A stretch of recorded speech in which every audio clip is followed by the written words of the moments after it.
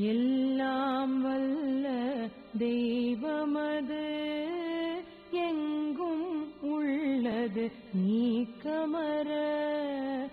எல்லாம் வல்ல தெய்வமது எங்கும் உள்ளது நீக்கமற.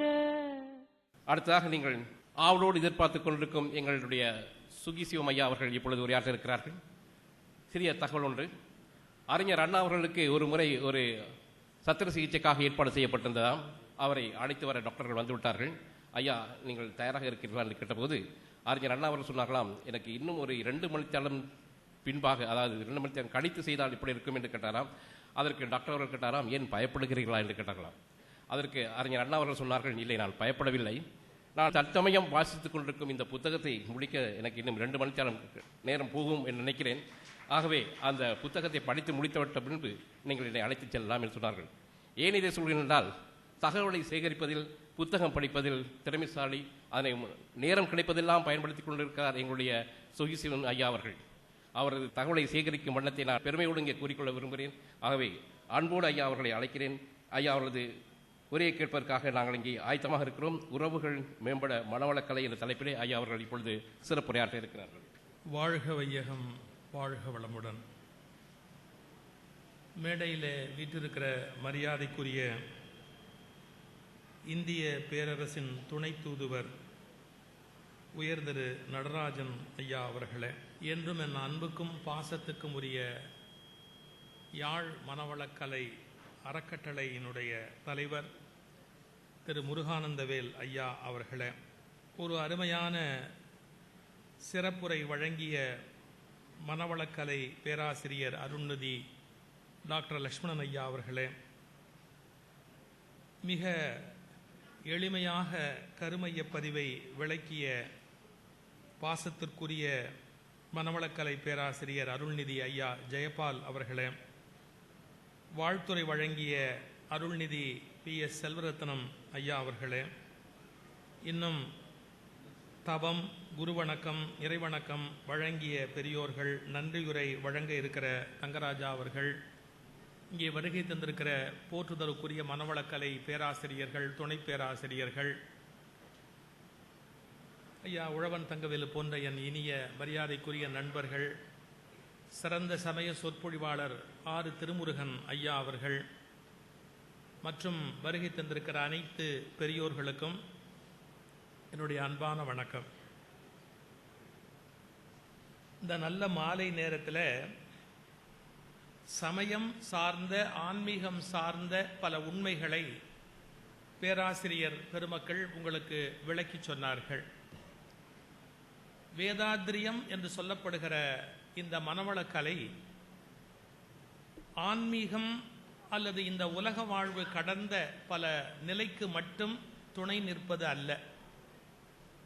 இறைவன்னா யாரு, ஆத்மானா என்ன, எப்படி அணு, பரமாணு, இதெல்லாம் பிரபஞ்சம் எப்படி தோன்றியது, இதை மட்டும் விளக்குவதற்காக ஏற்பட்டது அல்ல மனவளக்கலை. 2 மனிதர்கள் சந்தித்தால் சண்டையிடாமல் இருப்பது எப்படி என்கிற சூட்சமத்தை சொல்லிக் கொடுப்பது மனவளக்கலை.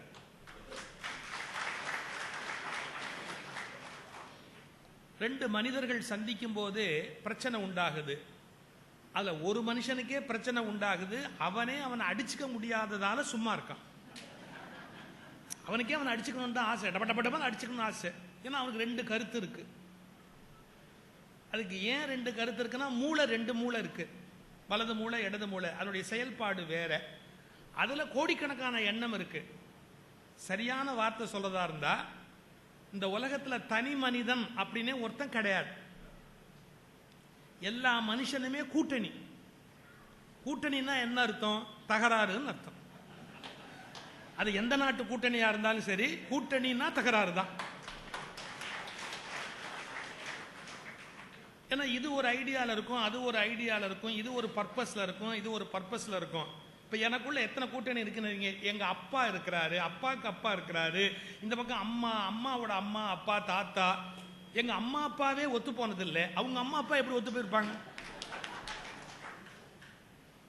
கொஞ்சம் யோசிச்சு பாரு. அப்ப ஒரே தகராறு, எண்ணங்கள் மோதிக்கொண்டே இருக்கும். இதை சாப்பிடலாமா வேணாமா, இது எதுக்கு இப்ப சாப்பிடணும், அப்புறம் சாப்பிட்டா என்ன, 100 சிந்தனை ஓடிக்கிட்டே இருக்கு. அப்ப 2 மனிதர்கள் சந்திக்கிற போது ஒரு முரண்பாடு வராம அன்பு காட்டுவது பெரிய கலை. அது வாழ்வது ஒரு பெரிய கலை. அந்த day to day life, family, office, பொதுவா இருக்கிற சொசைட்டி, நம்முடைய குடும்பம், நம்ம பார்க்குற தொழில், பிசினஸா இருக்கலாம், கம்பெனியா இருக்கலாம், வேலையா இருக்கலாம், அல்லது நாம வெளியில தெருவில் இறங்கி நடக்கிற சொசைட்டி, சமூகமா இருக்கலாம். எங்க போனாலும் நாம உறவுகளை பேணி பாதுகாப்பது எப்படி என்பதை பற்றி கவலைப்பட்டவர்கள் அருட்தந்தை வேதாத்ரி மகரிஷி அவர்கள்.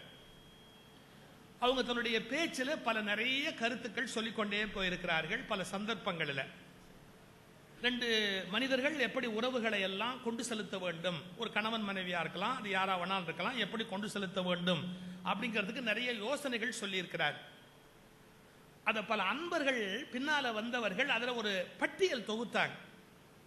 ஒரு 18 யோசனையை எடுத்து இதெல்லாம் பின்பற்றினா இன்டர் பர்சனல் ரிலேஷன்ஷிப், ஒருவருக்கு ஒருவரான உறவு முறையை சரியாக கொண்டு போலாம் அப்படின்னு ஒரு பட்டியல் போட்டு ஒரு 18 பாயிண்ட் தொகுத்தாங்க.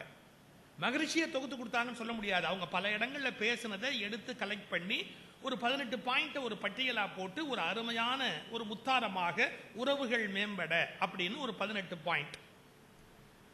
இந்த 18 அவ்வளவு முக்கியமான விஷயம். அதை சரியா ஃபாலோ பண்ணா ஒரு குடும்பத்துக்குள்ள தகராறு இருக்காது, ஒரு கட்சிக்குள்ள தகராறு இருக்காது, ஒரு சொசைட்டிக்குள்ள தகராறு இருக்காது, ஒரு இயக்கத்துக்குள்ள தகராறு இருக்காது. இத ரொம்ப அழகா அவர்கள் நெறிமுறைப்படுத்தி சொல்லியிருக்கிறாங்க. எதுவுமே புதிய விஷயம் இல்லை, காலம் காலமா பல ஞானிகள் சொன்னதுதான். ஆனா அவங்க சொல்ற போது அதுக்கு ஒரு பவர், அதுக்கு கூடுது. ஏன் அப்படின்னு கேட்டா, நான் மறுபடியும் லேசா ஒரு உண்மை புரிய வைக்கிறேன். எந்த தனி மனிதன் சொல்லுகிற வார்த்தையும் அதே கருத்து தான், அதே வார்த்தை தான். ஆனா பவர்ல இருக்கும் போது சொல்ற போது அந்த வார்த்தைக்கு அர்த்தம் வேற, பவர் போனதுக்கு அப்புறம் சொல்ற அந்த அர்த்தம் வேற. மகரிஷி எப்பவுமே சூப்பர் பவர்ல இருந்ததால அவர் சொன்ன வார்த்தை நிற்கிற வார்த்தையாக போய்விடும். இதே கருத்தை பல பேர் சொல்லலாம், நார்மலா வீட்டில் சொல்லலாம், ஆனா அது பதியாது. அவர் சொல்லுகிற போது அதுக்கு ஒரு அழுத்தமும் ஒரு மரியாதையும் ஏற்பட்டது. அதுக்கு காரணம் அது இறைவனுடைய நிலையிலே இருந்து சொல்லப்படுகிறது. இந்த 18 ஆர்டர் பண்ற போது ஒவ்வொருத்தரும் ஒவ்வொரு மாதிரி ஆர்டர் பண்ணிட்டாங்க. இப்ப எங்க ஊர்ல ராமராஜ் காட்டன் இந்த 18 பாயிண்டையும் போட்டு உலகம் முழுக்க பரப்பிட்டார். வேஷ்டி வாங்கினா நீங்க கண்டிப்பா அது படிச்சாகணும். அது மாதிரி வேஷ்டிக்குள்ள உள்ள வச்சு, ஆனா புடவைக்குள்ள வச்சு ஏன் கொடுக்கலன்னு எனக்கு தெரியல. ஒருவேளை உறவுகளை பேண்டதுக்கு அவங்க தான் இடையூறா இருப்பாங்கன்னு அவர் முடிவு பண்ணாரோ என்னமோ தெரியல. இல்ல ஆம்பளைங்க அட்ஜஸ்ட் பண்ணி போனாதான் உறவுகளை மேம்படுத்த முடியும்னு முடிவு பண்ணாரோ என்னமோ தெரியல. ராமராஜ் காட்டன் வேஷ்டியோட அந்த 18 பாயிண்டையும் நான் வச்சிருக்கிறார், உள்ள சரி வச்சிருக்கிறார். அவங்க போட்டிருக்கிற ஆர்டர் வேற. பல இடங்கள்ல ஒவ்வொருத்தரும் ஒவ்வொரு மாதிரி ஒரு ஆர்டர்ல போடுறாங்க. நான் பேசுகிற போது ஆர்டர் எதிர்பார்க்காதீங்க. ஆனா அந்த கருத்துக்களை ரொம்ப முக்கியமான கருத்து எது அப்படிங்கறத முதல்ல நாம கொஞ்சம் யோசிக்கணும். முதல்ல உறவுகள் ரொம்ப முக்கியம். சார், நான் தனி மனுஷனா ஒரு ஒத்த குரங்கு மாதிரி உட்கார்ந்து இருந்தா லைஃப் நல்லா இருக்குமா? யோசிச்சு பாருங்க. தனியா ஒரு இடத்துல ஒத்த குரங்கு மாதிரி உட்கார்ந்து இருந்தா வாழ்க்கை நல்லா இருக்குமா? எனக்கு கோடி கோடியா சொத்து இருக்கலாம், ஏகப்பட்ட என்ன சொல்ல நிலபுலன் இருக்கலாம், வீட்டுல நெல் விளைஞ்சிருக்கலாம், வீட்டுல வாழை கொலை தள்ளி இருக்கலாம், எல்லாம் இருந்தாலும் நான் ஒரே ஒரு ஆளா ஒரு கருங்குரங்கு மாதிரி வீட்டுக்குள்ள உட்கார்ந்து இருந்தா அது நல்லாவா இருக்கும்? நமக்கு ஒரு உடம்பு சரியில்லைன்னா ஐயோ உடம்பு சரியில்லையான்னு கேட்கறதுக்கு ஒரு ஆள் வேணாமா? நமக்கு உடம்பு சரியில்லைன்னு வச்சுங்க, நம்ம மனைவி போய் கோயிலில் நேர்த்தி வச்சுக்கிறா அப்படின்னா கௌரவமா இருக்கும்.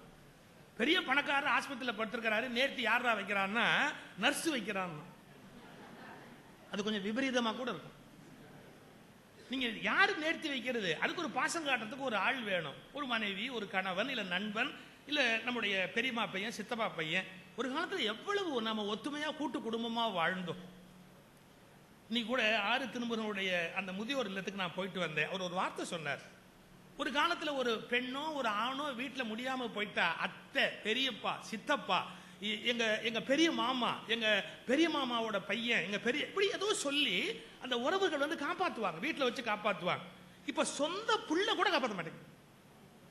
சொந்த பிள்ளை கூட தாய் தகப்பனை காப்பாத்துறதுக்கு யோசிக்கிறான்.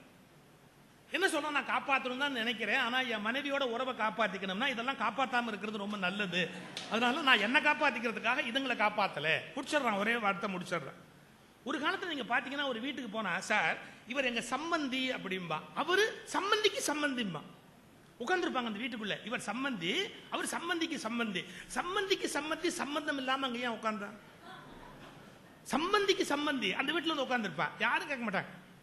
நான் நடந்த செய்தி ஒண்ணு சொல்றேன், தப்பா நினைக்காதீங்க. நீங்க தப்பா நினைச்சாலும் நான் சொல்லுவேன்.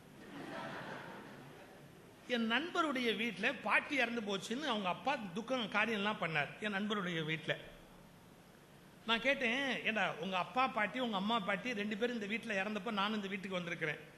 இது எந்த பாட்டினே தெரியல, 2 பாட்டிக்கு உங்க அப்பா பண்ணிட்டார், அப்புறம் இந்த பாட்டிக்கு காரியம் பண்றாரு, இந்த பாட்டி யாருன்னு நான் கேட்டேன். அவன் சொன்னா பாருங்க ஒரு பதில். இப்பதான் எனக்கே அந்த கேள்வி தோணுதுன்னா, நீ கேட்டதுக்கு அப்புறம் தான் எனக்கே இது தோணுதுன்னு. அவங்க அப்பாட்ட போய் கேட்டா, அப்பா நீ இப்போ ஒரு பாட்டிக்கு காரியம் பண்ணி, இந்த பாட்டி எப்படி பாட்டி அப்படி? அவர் சொன்னாரு, நம்ம பாட்டிடா, நம்ம பாட்டி இல்லையப்பா, அப்பா பாட்டி இருந்து செத்து போனது எனக்கு தெரியும், அம்மா பாட்டி இருந்து செத்து போனது எனக்கு தெரியும், இந்த பாட்டி எப்படி?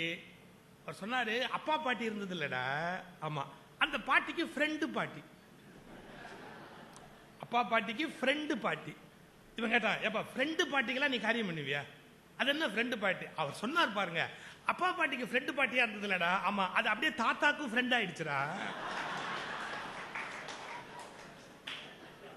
சரி நம்ம வீட்லயே இருக்கட்டுமே அப்படின்னு அப்படியே அதை இருக்க வச்சு அதுக்கு ஒரு காரியம் பண்ணலாமே, நாங்க பண்ணி முடிச்சுட்டோம். அது எங்க போகும்னா யோசிச்சு பாருங்க, நம்ம தாத்தாவுடைய செகண்ட் லைனா இருக்கும், வீட்டில் வச்சிருப்போம், அதுக்கு அன்பு காட்டுவோம், அது எங்க போவோம் அப்படின்னு சொல்லி நீங்க நம்பினா நம்புங்க. கொத்தமங்கலம் சுப்புன்னு ஒரு கவிஞர் இருந்தார் தெரியுங்களா? கொத்தமங்கலம் சுப்பு அவருடைய ஃபேமிலி லைஃப் தவிர ஒரு சினிமா துறையில இருந்ததால இன்னொரு பெண்மணியோட அவருக்கு குடும்பம் உண்டு. நான் தப்பா சொல்லல அந்த வார்த்தையை, குடும்பம் உண்டு. அந்த அம்மா இங்க வர முடியாது, போக முடியாது, இந்த வீட்டில் வந்து இருக்க முடியாது. இவர் இறந்து போயிட்டார். இவர் இறந்து போன உடனே கொத்தமங்கலம் சுப்பு சாருடைய மனைவி என்ன சொன்னாங்க தெரியுங்களா? தான் அழுது முடிச்ச உடனே அவளை போய் கூட்டிட்டு வாங்கடா, அவளை போய் கூட்டிட்டு வாங்கடா, நாளைக்கு அவ எங்கடா போய் பார்க்க முடியும், அவரை கூட்டிட்டு வாங்கடா அப்படின்னு. இவங்களுக்கெல்லாம் பயம், பசங்களுக்கெல்லாம் எப்படி அவளை கூட்டிட்டு வருதுன்னு. அப்புறம் போய் கூட்டிட்டு வந்தாங்க. அந்த அம்மா வந்து நிக்கிறா, அழுவுறா, அவரை பார்த்து அழுவுறா, நிக்கிறா. கொத்தமங்கலம் சுப்பு ஒய்ஃப் என்ன சொன்னாங்க தெரியுமா? இந்தா ஆசை தீர உழுந்து அழு, ஆசை தீர உழுந்து அழு. ஏன் அப்புறமா அவரை தூக்கிட்டு போனதுக்கு அப்புறம் ஒன்னால அழ முடியாது, அடுத்த வார்த்தை தான் பஞ்சு. அவருக்கு நான் உழுந்து அழுதா அதை விட நீ உழுந்து அழுதா ரொம்ப பிடிக்கும், அதுக்காவது அழு, அழு, பரவாயில்ல, இது பெருசு இல்லை சார். அந்த அம்மா அழுதாங்க, எல்லாம் முடிஞ்சது. எடுத்துட்டு போன உடனே அந்த அம்மா புறப்படுறாங்க. அவங்க புறப்பட்ட உடனே ஒரு கேள்வி கேட்டாங்க, இவ்வளவு நாள் அவர் வந்தாரு போனாரு, அந்த வீட்டுல நீ இருந்த, இனிமே எங்க போயிருப்ப, உனக்கு புள்ள குட்டியும் கிடையாது, மரியாதையா என் வீட்லயே இருந்தாங்க, இந்த வீட்லயே இரு அப்படின்னு தன்னுடைய கணவனுடைய ஒரு பெண்மணிய, தொடர்புடைய பெண்மணிய தான் வீட்டுல இரு அப்படின்னா, நீ எங்க போய் வாழ்வ, நீ உத்தமி தான், என் வீட்லயே இரு அப்படி. இந்த மாதிரி உறவுகளை வந்து அப்படி மதிச்சிருக்கிறோம், அப்படி பேணி இருக்கிறோம் நம்முடைய வாழ்க்கையில். ஆனா நாளாக நாளாக நம்முடைய அகங்காரம், நான்கிற வீக்கம், அப்புறம் பணத்து மேல இருக்கிற ஒரு பிடிப்பு, இதெல்லாம் உறவுகளை காயப்படுத்திச்சு.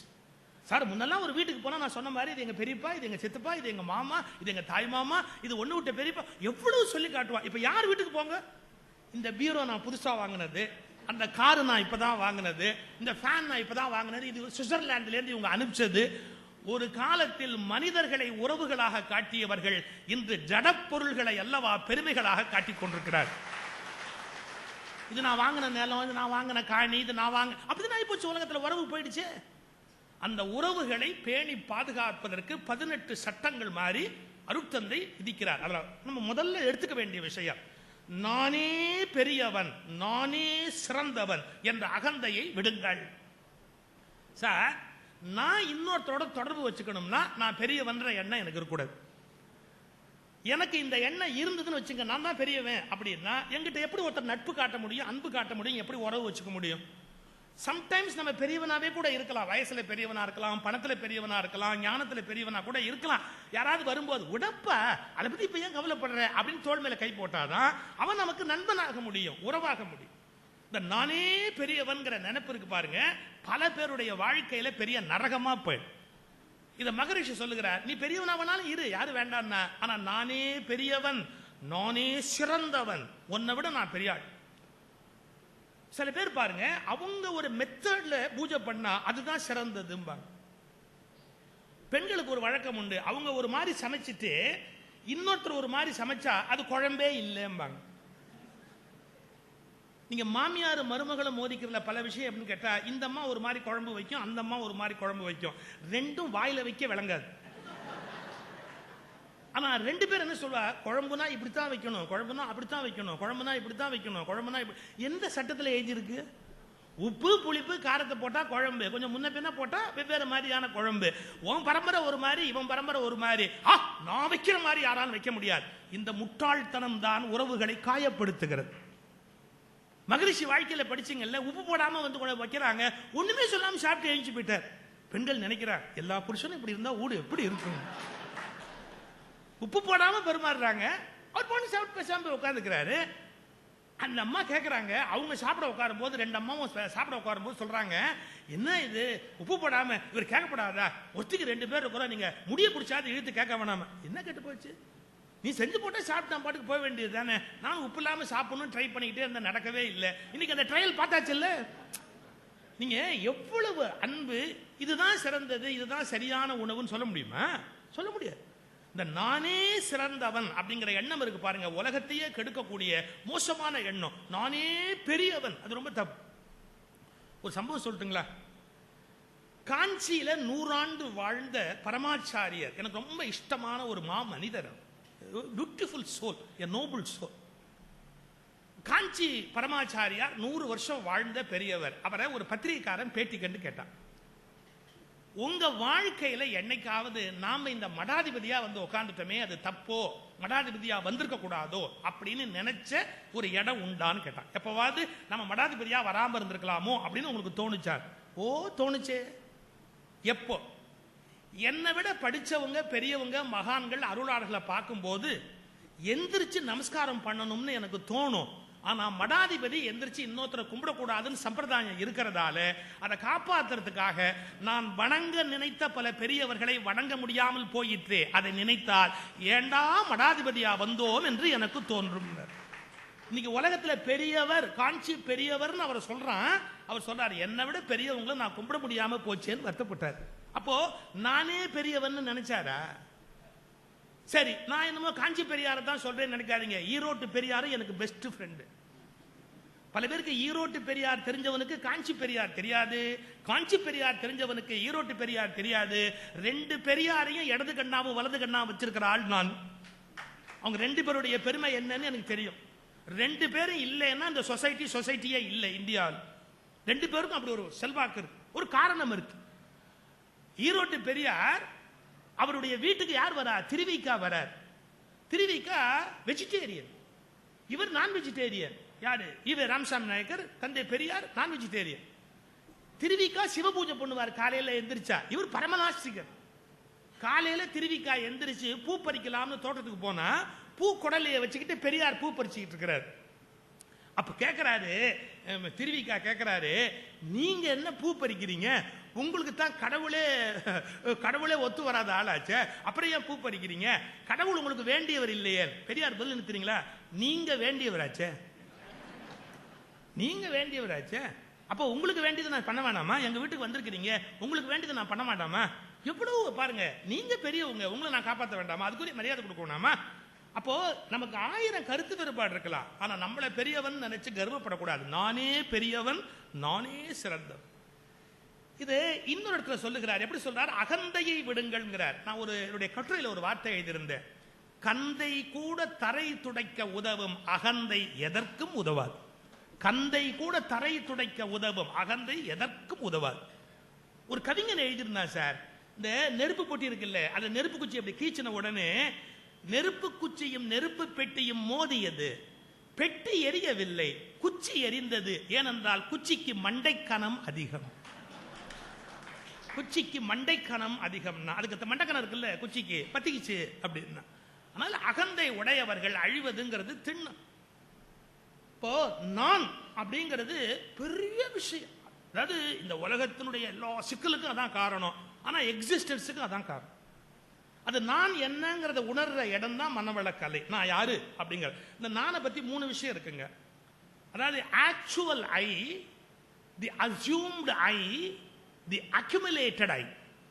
என்னங்க ஆக்சுவல் ஐ? நிஜமான நான் என்பது என்ன? ஆக்சுவல் ஐ. அடுத்தது என்னன்னு கேட்டீங்கன்னா அக்யூமுலேட்டட் ஐ. நீங்களா சேகரிச்சுக்கிட்டீங்க, இதெல்லாம் நான் நான் நான் சேகரிச்சுக்கிட்டீங்க. அதெல்லாம் உண்மையில நான் அல்ல, அக்யூமுலேட்டட். அப்புறம் அசியூம்டு ஐ, நான் இன்னதுன்னு அசியூம் பண்ணி வச்சிருக்கிறீங்க. ஸோ ஆக்சுவல் ஐ, அசியூம்டு ஐ, அக்யூமுலேட்டட் ஐ அப்படின்னு 3 ஐயா டிஃபர் ஆகும். தி ஆக்சுவல் ஐ இல்லாம நம்மளால வாழ முடியாது. ஃபார் எக்ஸிஸ்டன்ஸ், வாழ்தலுக்கு இருத்தலுக்கு ஆக்சுவல் ஐ தேவை. இப்ப என்னுடைய நான்கிறது நான் விட்டுட்டா எனக்கே நான் அடையாளம் தெரியாது. இப்ப நான்கிறதுக்கு ஒரு அடையாளம் வச்சிருப்பேன், சுகி சிவம்னு ஒரு பேரு. எனக்கு ராமசாமின்னு பேர் வச்சிருந்தா ராமசாமி தான் பேரு, கோமாளின்னு பேர் வச்சிருந்தா கோமாளி தான் பேரு. இன்னும் ஜனங்க யார் யார் என்னென்ன பேர் வச்சிருக்காங்கன்னு எனக்கு தெரியாது. ஒவ்வொருத்தரும் ஒரு பேர் வைப்பாங்க, ஒழிஞ்சு போகுது. பேர் நான் இல்லை, உருவம் நான் இல்லை, மனம் நான் இல்லை. ஆனா என்னதான் நான் இல்லைனாலும் இதெல்லாம் இல்லைன்னு சொல்றது தான் நான். இதெல்லாம் இல்லை இல்லை இல்லைன்னு ஒரு சொல்லிட்டு போகுது இல்ல, அது நான் தானே. அப்ப இதெல்லாம் இல்லை இல்லை இல்லைன்னு கண்டுபிடிக்கிற நான் தான் ரியல் ஐ, ஆக்சுவல் ஐ. அது இல்லாம இந்த உலகத்துல வாழ முடியாது. But it needs some identity. என்ன ஐடென்டிட்டி? சுகி சிவம். இவர் ஒரு தந்தை, இவருக்கு 2 பெண்கள், பேரப்பிள்ளைகள், இவருக்கு முருகாந்தவேல் நண்பர். இதெல்லாம் இல்லைன்னா நம்ம இந்திய தூதரகத்தில் பாஸ்போர்ட் விசா கொடுக்க மாட்டாங்க. ஸோ அவங்களுக்காகவாவது இதெல்லாம் நான் டிராமா போட்டாகணும், இல்லைங்க என்னுடைய அடையாளம் அப்படின்னு நான் சொல்லி இதெல்லாம் சொல்லி ஆகணும். ஸோ ஐடென்டிட்டி, நியர் ஐடென்டிட்டிக்கு நான் ஒரு நான் மெயின்டைன் பண்ணுவேன். ஆனா அந்த நான் உண்மையான நான் இல்லை, அது உண்மையான நான் இல்லை. நீங்க வேதாந்தத்தில் சொல்லி கொடுப்பா, ஐடென்டிட்டி கிரைசிஸ்னா என்னன்னா, நான் யாருன்னே தெரியாம போறதால அந்த அந்த நானை பிடிச்சிட்டு போய் அப்புறம் என்ன பண்ணுவோம்னு கேட்டீங்கன்னா, அந்த நானுக்கு ஏத்தி ஏத்தி ஏத்தி ஏத்தி அக்யூமுலேட்டட் நான், அசியூம்டு நான் எல்லாம் மேலே ஏறி உட்காந்து. உபநிஷத்துல ஒரு விளக்கமான கதை ஒன்று சொல்றான். ஒருத்தன் பூனை வளர்த்தான். இந்த பூனைக்கு வீட்டில் பூனை வளர்த்தவன் அவங்க குரு ஒரு சாமியார்ட்ட போய் ஒரு கேள்வி கேட்டான், இந்த பூனைக்கு ஒரு நல்ல பேர் வைங்க அப்படின்னா. நம்ம சாமியாருக்கு எப்படிலாம் வேலை வச்சிருக்கான் பாருங்க, பூனைக்கு பேர் வைங்க அப்படின்னா. அந்த சாமியார் ரொம்ப கெட்டிக்கார சாமியார். அவர் என்ன பேர் வச்சார்? பூனைக்கு ஈகோ அப்படின்னு பேர் வச்சார், அகங்காரம். ஏன் பூனைக்கு ஈகோன்னு பேர் வச்சார் தெரியுங்களா? ஈகோ சின்னதா இருக்கும்போது ரொம்ப அழகாவும் சுவாரஸ்யமாகவும் இருக்கும், வளர வளர பிராணனை வாங்கும். பூனை அப்படித்தான், குட்டியா இருக்கும்போது சமத்தா இருக்கும், வளர வளர நம்மளை இம்சை பண்ணும். இது சாமியார் பிலசாபிக்கல அந்த பூனைக்கு ஈகோ அப்படின்னு பேர் வச்சாரு. இது ஒரு நல்ல விளையாடிக்கிட்டு, ஒன்றும் பிரச்சனை இல்லை. கொஞ்ச நாள் கழிச்சு அந்த பூனை ராத்திரில இம்சை பண்ண ஆரம்பிச்சிருச்சு. ஒரே சத்தம், சண்டை, கூச்சல், வீட்டுல தூங்க முடியல இதனால். உடனே அந்த சாமியார்ட்ட போய் கேட்டா, அந்த பூனையை என்னங்க பண்ணணும்னா அவர் சொன்னார், இது ஒரு பெரிய விஷயமா, பூனையை கொண்டு போய் பையில போட்டு எங்கேயாவது விட்டு வர வேண்டியது தானே அப்படின்னார். உடனே இவன் ஒரு பையில போட்டு அந்த பூனையை போட்டு பேக் பண்ணி கொண்டு போய் ஒரு இடத்துல விட்டு வரலாம் அப்படின்னு ஒரு 20 கிலோமீட்டர் 15 கிலோமீட்டர் தள்ளி கொண்டு போய் அந்த பூனையை விட்டுட்டு இவன் வீட்டுக்கு வந்தான். என்ன ஆச்சரியம் தெரியுங்களா? இவன் வரத்துக்கு முன்னாடி அந்த பூனை உட்கார்ந்துருந்து. இங்க நீங்க யாராவது பூனை வளர்த்த அனுபவம் உண்டா? பூனையை எங்க கொண்டு போய் விட்டாலும் நம்ம வீட்டுக்கு வந்துடும். நாய்க்கும் பூனைக்கு என்ன வித்தியாசம் தெரியுங்களா? நாய் தன்னை வளர்த்த எஜமானனோட இணக்கமா இருக்கும், பூனை தான் வளர்ந்த இடத்தோட இணக்கமா இருக்கும். வித்தியாசம். பூனையை கொண்டு போய் விட்டு வந்து வீட்டுக்கு வந்துடும், எங்க விட்டானா அங்கேயே திரும்பி வந்துடும். இவன் என்ன பண்றதுன்னே தெரியல. அது பெருசு இல்ல, அந்த பூனை இவனை பார்த்து கேட்டது, ஏன் லேட்டு? இவன் ஆடிப்பிட்டான். அவன் சம்சாரம் கேட்டா, அது அப்பவே வந்துருச்சு, நீங்க என்ன ஊரை சுத்திட்டு வரீங்களா அப்படி. இது வேற இவனை மாட்டி வேற விட்டுடுச்சு, முடிஞ்சு போச்சு. கொஞ்ச நாள் ஆச்சுங்க. ஆனதுக்கு அப்புறம் ஒரு நாள் என்ன பண்ணா, இது இம்சை தாங்கல மறுபடியும் சாமியார்ட்ட போய் கேட்டா. அவர் சொன்னார், டே இந்த பூனையை கொண்டு போய் பக்கத்தில் விட்டா வந்துருந்தான் தெரியுமில்ல, தள்ளி கொண்டு போய் எங்கேயாவது கண்காணாத இடத்துல விட்டுட்டு வாடா அப்படின்னு.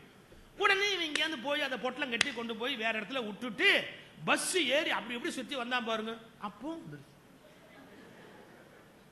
ஒன்றும் பண்ண முடியாது.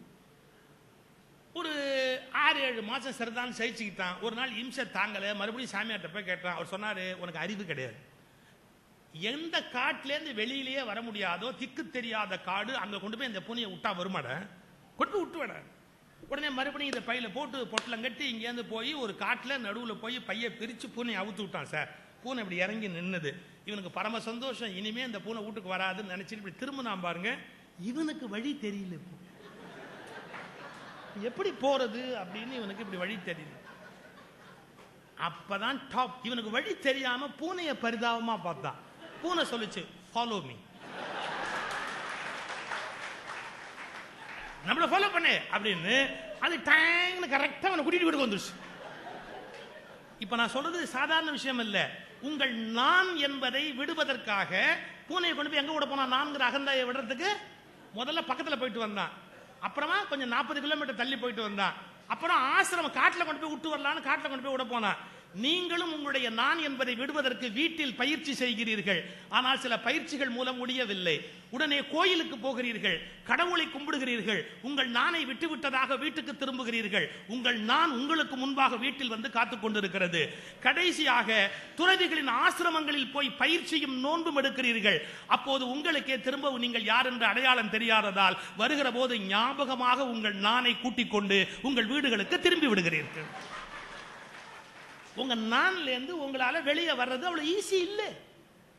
சோ ஐடென்டிட்டிக்கு நானை வச்சுக்கிட்டு அக்யூமுலேட்டட் நானை யாரால விட முடியுதோ அவன் தான் இந்த உலகத்தில் மிகச்சிறந்த. அந்த வாழ்க்கை மிகப்பெரிய வாழ்க்கை, உறவுகளை எல்லாம் கெடுக்கக்கூடிய வாழ்க்கை என்னன்னா அக்யூமுலேட்டட் நான், சேகரிக்கப்பட்ட நான் இருக்கு இல்லையா. நான் இந்த ஜாதி, டேய் நான் இந்த ஜாதி, நீ என்ன ஜாதிடா? அந்த ஜாதியில் இருக்கிற நீ எங்க வீட்டுல சாப்பிடலாமாடா? அந்த ஜாதியில் இருக்கிற நீ தொட்டு கொடுத்தா நான் சாப்பிடுவேனாடா?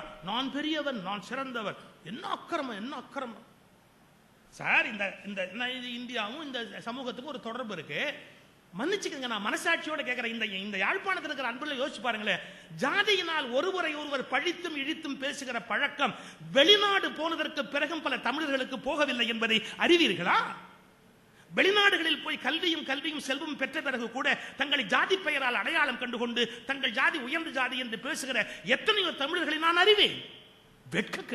வெட்கக்கு ஒரு காலத்தில் நான் பெரியவன்கிற தாட்டை விட்டால் ஒழிய உறவுகளை பேண முடியுமா? நானே பெரியவன், நானே சிறந்தவன் என்ற அகந்தையை விடுங்கள். உறவுகளை பேணுவதற்கான ஆழமான ஆணி வேர் இதுதான். இதை மனதில் வைத்துக் கொண்டு நம்ம ஒவ்வொன்றையா படிக்கணும். ஒவ்வொரு விதமான கருத்து. நீ நானை விட்டாதானே ஞானியா போறீங்க. இந்த ஒரு விஷயத்தை எடுத்து கூட ஒரு நாள் பேசிட்டு போயிடலாம். இனி அடுத்த வருஷம் வந்து சொல்லலாம். பாக்கி இதை மட்டும் எடுத்துட்டு அடுத்த வருஷம் 18 வருஷம் வரலாம். சார் விவேகானந்தர் படிச்சுக்கிட்டு இருக்கிறாரு காலேஜ். ராமகிருஷ்ணரோட ஒரு கான்டாக்ட் வந்துருச்சு. அவருக்கு பாட புத்தகத்தை திறந்து படிக்கிறாரு, படிப்பு வரல. ராமகிருஷ்ணன் மேலேயே கவனம் இருக்கு, பாடம் படிக்க முடியல அவரால். புத்தகத்தை தூக்கி போட்டார். குருதேவரை பார்க்கணும்னு நினைச்சார். காலில் செருப்பு கூட போடல. செருப்பு கூட போடாம ரோட்ல இறங்கி குடுன்னு ஓடுறார். ராமகிருஷ்ணரை பார்க்கறதுக்காக விவேகானந்தர் ஓடுறார். உங்களுக்கு தெரிஞ்சிருக்கலாம், வங்காளத்துல என்ன பழக்கம் தெரியுங்களா? வெஸ்ட் பெங்கால்ல, இந்தியாவில் பெங்கால்ல காலில் செருப்பு இல்லாம ஒருத்தன் போனா ஏதோ ஒரு துக்க வீட்டுக்கு போறான்னு அர்த்தம். காலில் செருப்பு இல்லாம தெருவில் ஒருத்தன் ஓடுனா ஏதோ ஒரு துஷ்டி, ஒரு துக்க வீடு, அதை கேட்கறதுக்கு போறான், அந்த துக்கம் கேட்க போறான்னு அர்த்தம். உடனே விவேகானந்தரை வழியில நிறுத்திட்டு உறவுக்காரங்க எல்லாம் கேட்டாங்க, யாரு செத்து போயிட்டா, யாரு செத்து போயிட்டா, எங்க துக்கம் கேட்கறதுக்கு போற, யாரு செத்து போயிட்டா? இதுக்கு விவேகானந்தர் பதில் என்ன தெரியுங்களா? நான் இறந்து விட்டேன், என்னை கொன்றவரை பார்க்க போகிறேன். நான் இறந்து விட்டேன், என்னை கொன்றவரை பார்க்க போகிறேன். என்னுடைய நான் செத்து போய்விட்டது. இந்த நானை யார் கொன்றார்? என் குரு மட்டும்தான் என்னுடைய நானை கொல்ல முடியும். எனவே என்னை கொன்றவரை பார்ப்பதற்காக நான் போகிறேன். எனவே நான் கொல்லப்பட வேண்டியது, ஆனால் கொல்லப்பட வேண்டிய நான் எது என்கிற தெளிவு இருக்கணும். சரி, இது ஒண்ணு விட்டுட்டு அடுத்ததுக்கு போவோம். நம்ம எப்படி எல்லாம் நடந்து கொள்ள வேணும் அப்படிங்கிறதுக்கு இன்னொரு சின்ன விஷயம் சொல்லிக் கொடுக்கிறாரு நம்முடைய மகரிஷி அவர்கள். நான் சொன்ன மாதிரி ஆர்டர் கொஞ்சம் முன்பின்னா இருக்கும், பொறுத்துங்க. என்ன சொல்றாங்க? எந்த விஷயத்தையும் நாசுக்கா கையாளப்பா. பச்சை பச்சையா படால்னு அப்படியே நோக நோக எத்தனையோ உண்மைகளா இருக்கும். எல்லா உண்மைகளையும் நாம வந்து அப்படியே அவங்க நோக நோக கேட்கணுமா? கொஞ்சம் நாகரிகமா நடந்துக்க கூடாதா? அடடா, அதாவது எந்த விஷயத்தையும் நாசுக்காக கையாளுங்கள். இதுதான் மகரிஷியோட போதனை. இப்ப 2 எக்ஸாம்பிள் சொல்றேன் பாருங்க. எம்.எஸ். சுப்புலட்சுமி தெரியுமில்ல உங்களுக்கு? யாருக்கும் தெரியாது அந்த அம்மா எம்.எஸ். சுப்புலட்சுமி. எம்.எஸ். சுப்புலட்சுமி இசை வல்லாளர் குடும்பத்தில் பிறந்தவர்கள். கல்கி சதாசிவத்தை கல்யாணம் பண்ணாங்க. கல்கி சதாசிவம் பை பர்த் பிராமின். இந்த அம்மா இசை வல்லாளர் குலம். இசை வேளாளர்ன்ற வார்த்தை தவறுங்க, இசை வல்லாளர்ங்கிற வார்த்தை தான் கரெக்ட். இசை வேளாளர் அப்படிங்கிற சொல்லாட்சி பிழை, இசை வல்லாளர்ங்கிற சொல்லுதான் கரெக்ட். இசை வல்லாளர் குலத்தில் பிறந்தவங்க எம்.எஸ். சுப்புலட்சுமி. அவங்க கல்கி சதாசிவத்தை கல்யாணம் பண்ணாங்க. கல்கி சதாசிவம் பை பர்த் பிராமின். கல்யாணம் முடிஞ்சதுக்கு அப்புறமா கல்கி சதாசிவம் காஞ்சி மகா பெரியவரை மடத்துல பார்க்கறதுக்காக போறார். ரா கணபதி அப்படின்னு ஒரு நல்ல எழுத்தாளர், மிக நல்ல கட்டுரை எல்லாம் எழுதக்கூடியவர். எனக்கு சமய கட்டுரைகள் எழுதுவதில் ரா கணபதி தான் இன்ஸ்பிரேஷன். ரா கணபதி சதாசிவத்தை கூட்டிகிட்டு போறார். சதாசிவம் கூட்டிட்டு போ, என்ன பெரியவாட்டை கூட்டிட்டு போங்கிறார். கூட்டிட்டு போறார். உள்ளூர ரா கணபதிக்கு உதறல். ஏன்னா நான் இப்ப பச்சையா பேசுறேன் நினைக்காதீங்க, வரலாறு சொல்லணும்ல. அந்தணர்களுடைய குலகுருவாக விளங்குகின்ற காஞ்சி பரமாச்சாரியாருக்கு என்ன சிக்கல்னு கேட்டா, முதல் தீர்த்தம் கொடுத்துட்டு தீர்த்தம் கொடுத்துக்கிட்டே வரும்போது சதாசிவம் வந்தா தீர்த்தம் கொடுத்துடலாம், சதாசிவத்துக்கு தீர்த்தம் கொடுக்கலாம். ஆனா எம்எஸ் கல்யாணம் பண்ணதுக்கு அப்புறம் கொடுக்க முடியாது. மடத்துக்குன்னு ஒரு சம்பிரதாயம் இருக்கு. ஏன்னா அவர் பிராமின் பொண்ணு இப்ப கல்யாணம் பண்ணல, அவர் வேற ஜாதியில கல்யாணம் பண்ணிட்டு வந்தார். மடத்தோட சம்பிரதாயம் போயிடும்.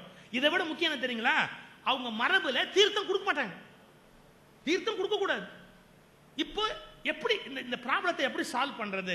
எம்எஸ் சுப்புலட்சுமி கல்யாணம் பண்ணிட்டு சதாசிவம் வர்றாரு, காஞ்சி மகா பெரியவர் உட்கார்ந்து இருக்காரு, எல்லாருக்கும் தீர்த்தம் கொடுத்துக்கிட்டே இருக்காரு. சதாசிவம் இப்போ வரப்போறாரு, தீர்த்தம் கொடுக்க மாட்டேன்னு சொல்ல சதாசிவத்துக்கு அவமானம். எப்படி பெரியவர் இதை சொல்ல போறாரு? ரா கணபதி கவலைப்பட்டார். கல்கி சதாசிவன் டேர்ன் வந்தது, கிட்டக்க வந்து அவர் பெரியவரை கும்பிட்டார். எம்எஸ் சுப்புலட்சுமி இவரை கும்பிடுறாங்க, காஞ்சி பெரியவரை கும்பிடுறாங்க. அவர் இப்படி ஒரு பார்வை பார்த்துட்டு ஒரு நமுட்டு சிரிப்பு சிரிச்சார் பெரியவர். சிரிச்சுட்டு இந்த தீர்த்தத்தை இப்படி தள்ளி வச்சுட்டு, இடது கையால் இந்த தீர்த்தத்தை இப்படி தள்ளி வச்சுட்டு, அந்த தேங்காய் எடுன்னார். தேங்காய் எடு. அந்த தேங்காயை அப்படியே வலது கையால வாங்கி பக்கத்தில் இருந்த கல்லுல தானே டக்குன்னு அப்படி உடைச்சு அந்த மூடியிலேயே அந்த தண்ணீரை அப்படியே சேகரிச்சு, இந்தா உனக்கு ஸ்பெஷல் தீர்த்தம், ஏன்னா நீ ஸ்பெஷல் இல்லையோ. இது எத்தனை அர்த்தம்? உனக்கு ஸ்பெஷல் தீர்த்தம் ஏன்னா நீ ஸ்பெஷல் இல்லையோ, எத்தனை அர்த்தம்? என்ன அர்த்தம்? நீ மரபு மீது கல்யாணம் பண்ணிருக்கிற, ஆனா நான் தீர்த்தம் கொடுக்க முடியாது. தீர்த்தம் கொடுக்காம அனுப்பிச்சா நியாயம் இல்லை. எம்எஸும் பெரியவ, நீயும் பெரியவ. அப்ப நான் என் மரபை விட முடியாது, அதுக்காக உன்னை காயப்படுத்தவும் முடியாது. அதனால உனக்கு தீர்த்தம் கொடுக்குறேன். தேங்காயை உடைச்சு தேங்காய் தண்ணியை கொடுத்துட்டு அடுத்த வார்த்தை சொன்னார், தேங்காய் தண்ணிக்கு தீட்டு இல்லை தெரியுமோ. அப்ப எவ்வளவு நுட்பமா அதை கையாளுறாரு பாருங்க. அவர் மரபுகளை காப்பாற்றணும், மரபை மீற முடியாது. ஒரு பீடத்தில் உட்கார்ந்து இருக்கிறாரு, ஆனா அதே சமயத்தில் தீர்த்தம் கொடுக்காம அனுப்பிச்சா கௌரவமா இருக்காது, கொடுக்கவும் முடியாது. He solved it. எவ்வளவு நாசுக்கா தேங்காயை தட்டி உடைச்சிட்டு அந்த தண்ணியை அதிலேயே சேகரிச்சுட்டு, என்ன இருந்தாலும் நீ ஸ்பெஷல் இல்லையோ, அதனால ஒரு இந்த ஸ்பெஷல் தீர்த்தம் அப்படின்னு அந்த தேங்காய் தண்ணியை கொடுத்துட்டு. இது எதுக்கு சொல்ல வரேன்? இன்னொருவரை அதை காயப்படுத்தாம நாசுக்கா. சார் இன்னொரு சம்பவம் சொல்றேன். Justice Ismail, he is a Muslim, நல்ல சிறந்த மனிதர். யாரு? ஜஸ்டிஸ் இஸ்மாயில். காஞ்சி மகா பெரியவரை பார்க்க போறார். இப்படி குங்குமம் கொடுத்துக்கிட்டே இருந்தார், எல்லாருக்கும் அப்படி குங்குமம் போட்டுக்கிட்டே இருந்தார். இப்படி போட்டே இருந்த போது இஸ்மாயில் வந்திருக்கிறார் அப்படின்னாங்க. ஹைகோர்ட் சீஃப் ஜஸ்டிஸ் அவர். அப்போ இஸ்மாயில் வந்திருக்கிறார், வர சொல் அப்படின்னு. அவர் வந்த உடனே இஸ்மாயில் நமஸ்காரம் பண்ணார். உடனே இவர் குங்குமம் இப்படி எல்லாருக்கும் கொடுத்துக்கிட்டே வந்த மாதிரி அவருக்கு கொடுத்தா, Ismail was ready to accept it. என்ன இருந்தாலும் ஒரு கிரேட் சோல், அவர் கொடுக்குற குங்குமத்தை வாங்க தயாரா இருக்கிறார்.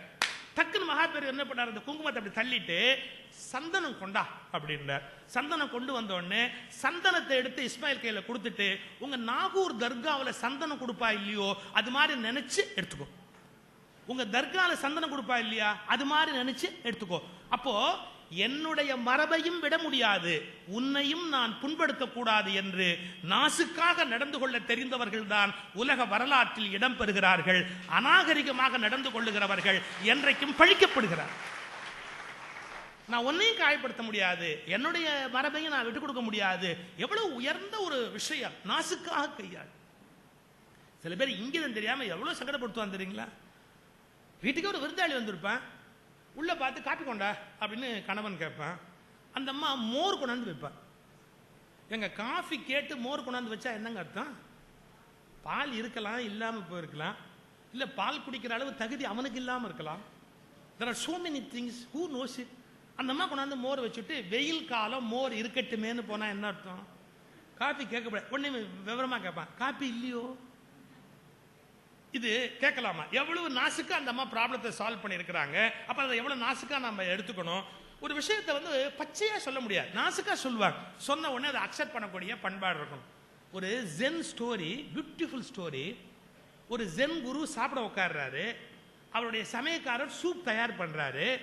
அவங்க புத்த மதத்தில் அந்த ஜென் குருமார்களுடைய இது எப்படின்னா, பச்சை கீரையை அப்படியே சூப் தயார் பண்ணி சாப்பிடுறது அவங்களுடைய வழக்கம். ஒரு பச்சை கீரையை எடுத்து அவர் தயார் பண்ணியிருக்கிறார். என்ன நடந்து போச்சு, ஒரு பச்சை பாம்பு அதுல இருந்திருக்கு கொடியில, அதையும் வெட்டி உள்ள போட்டார். இல்ல என்ன நடந்து போச்சு, எல்லா சிஷ்யர்களும் இப்ப சாப்பிட்டுக்கிட்டு இருக்கிறாங்க, சூப் சாப்பிடுறாங்க. இந்த பாம்போட தலை அந்த குருவுக்கு வந்துருச்சு. அந்த பாம்போட தலை இப்படி எடுத்தாரு பாருங்க, தலை. இவர் எல்லாருக்கும் மத்தியிலையும் அவனை கூப்பிட்டு, ஏன்டா பாம்பை கொண்டு போய் சூப்பில் போட்டேன்னு கேட்டா குடிச்சவன்லாம் வாந்தி எடுப்பான், பிரச்சனையா போயிடும். ஒன்னும் சொல்லல, அவனை கூப்பிடுனார். சமயக்காரர் வந்தான், இந்தான்னு. இந்தான்னு என்ன அர்த்தம், பாம்போட தலை கிடைக்குது பாத்துக்கோ அப்படிங்கிற மாதிரி இந்தா அப்படின்னு அவன் கொடுத்தார். அவன் இவரை விட எமகாதகன், நன்றி குருவேன்னு வாயில போட்டான். வாயில போட்டு அண்ணனை போய் துப்பிட்டான். இப்ப யாருக்கும் தெரியாது பாம்பு கிடந்திருக்குதுங்கிற விஷயம் கன்வே ஆயிடுச்சு. ஆனா அவனை காட்டி கொடுக்கல, சமயக்காரனை காட்டி கொடுக்கல, எல்லாருக்கும் ஒரு அருவருப்பு உண்டு பண்ணல. இப்ப சில பேர் நீங்க பாத்தீங்கன்னா சின்ன விஷயத்தை, அல்ப விஷயத்தை பெருசா சொல்லி பிரச்சனையை உண்டு பண்ணுவாங்க. ஜெயகாந்தன் ஒரு கதையை எழுதியிருந்தாரு. ஒரு பொண்ணு எங்கேயோ போறா, சந்தர்ப்ப சூழ்நிலையினால அவளை ஒருத்தன் கெடுத்துட்டான். கெடுத்துட்ட பொண்ணு வீட்டுக்கு கூட்டிட்டு வரா. அந்த வீட்டில் இருக்கிற பெரியம்மா என்ன பண்றா, உடு அவளை தள்ள எண்ணெயை வச்சு குளிச்சு வீட்டுக்கு கூட்டிட்டு வா அப்படின்ட்டு அக்னி பிரவேசம் முடிந்ததுன்னு. அவன் தள்ள எண்ணெயை வச்சு கூட்டிட்டு வா, அக்னி பிரவேசம் முடிந்ததுன்னு ஜெயகாந்தன் சிறுகதை எழுதினார். எல்லாரும் வாயிலையும் வயிற்றுல அடிச்சுக்கிட்டான். அது எப்படி, ஒரு பொண்ணு வந்து எவனோ கெடுத்துட்டா, அவனை வீட்டுக்குள்ள கொண்டாந்து வச்சு தலையில எண்ணெயை வச்சு அக்னி பிரவேசம் முடிஞ்சதா, ஜெயகாந்தன் எப்படி எழுதலாமான்னு குயோ முறையான எல்லாம் சத்தம் போட்டான். இன்னைக்கு நான் சொல்றேன் அதான் கரெக்ட் சார். ஒரு தப்பு நடந்து போச்சு, அந்த பொண்ணு காரணம் இல்லை அப்படின்னா தெருவே கேட்க முடியா கூச்சல போட்டு அந்த பொண்ணு வாழ்க்கையை கெடுத்து இந்த உலகத்துல வாழவே முடியாதபடி பண்ணி அவர்கள் முட்டாள் பெற்றோர்கள். சந்தர்ப்ப சூழ்நிலை அவ ஒண்ணு வேணும்னு கெட்டு போல நடந்து போச்சு, அதை அனாவசியமா பெருசுபடுத்தி அவ வாழ்க்கையை கெடுத்து எல்லாரையும் சிக்கலுக்கு உண்டாக்கி, இது தவறான வழக்கு. எந்த நேரத்திலும் எந்த பிரச்சனையையும் நாசுக்காக கையாள்வதற்கு தெரிந்து கொள்ள வேண்டும். இதே இலங்கையில நான் 18 வருஷத்துக்கு முன்னாடி ஒரு பத்திரிகையில படிச்சது. இதே இலங்கையில பள்ளிக்கூடத்தில் ஒரு பையன் படிச்சுட்டு இருக்கிறான். பள்ளிக்கூடத்தில் படிக்கிற பையனுடைய நோட் புக்கை இப்படி டீச்சர் ஒருத்தர் ரவுண்ட்ஸ் வரவங்க இப்படி பாக்குறாங்க. அந்த பையன் வந்து அந்த ஸ்கூல் ஃபைனல் படிக்கிற பையன், கொஞ்சம் பால் உணர்ச்சி படங்கள்லாம் அந்த புஸ்தகத்தில் இருக்கு. அவன் இப்படி வச்சு பார்த்துக்கிட்டு இருக்கிறான். இதை டீச்சர் பார்த்துட்டாங்க. அந்த டீச்சர் என்ன பண்ணணும், புஸ்தகத்தை மூடிட்டு, தம்பிங்க வா ரூமுக்கு வந்து என்ன பார், ஒரு அன்பா சொல்லி இது தேவையில்லடா கண்ணு அப்படின்னு சொல்லணும். நான் சொல்றேன் தப்பா நினைக்காதீங்க, 16 வயசுல அதெல்லாம் பார்க்கலனா தான் தப்பு. 16 வயசுல அதெல்லாம் பார்க்கலனா தான் தப்பு. இன்னும் சொல்லட்டுமா, 16 வயதில் அந்த உணர்ச்சி வரவில்லை என்றால் உன் உடம்பில் ஏதோ கோளாறு என்று அர்த்தம். 61 வயதிலும் அதே உணர்ச்சியோடு இருந்தால் உன் புத்தியில் ஏதோ கோளாறு என்று அர்த்தம். You must know when to start and when to conclude. Where to start and where to conclude. எங்க தொடங்கணும் எங்க நிறுத்தணும்னு தெரியணும். பாலுணர்ச்சி சம்பந்தமா ஒன்னு தெரியாமே ஒரு மனுஷன் இருக்க முடியாது. ஒரு 16 வயசு பையனுக்கு அந்த கோயம் இருக்கும். என்னமோ பார்த்துட்டான். அந்த டீச்சர் எப்படி ஹேண்டில் பண்ணிருக்கணும், தட்டி கொடுத்துட்டு you come to my room. நல்ல வேளை நான் பார்த்தேன், யார்ட்டையும் சொல்லல. இதுவே வேற யாராவது பார்த்திருந்தா, பிரின்சிபால் பார்த்திருந்தா நிலைமை எவ்வளவு மோசமா போயிருக்கும். ப்ளீஸ் டோன்ட் டூ தட், இதை ரிப்பீட் பண்ணாத, நீ நல்லா இரு அப்படின்னா புதுசார்.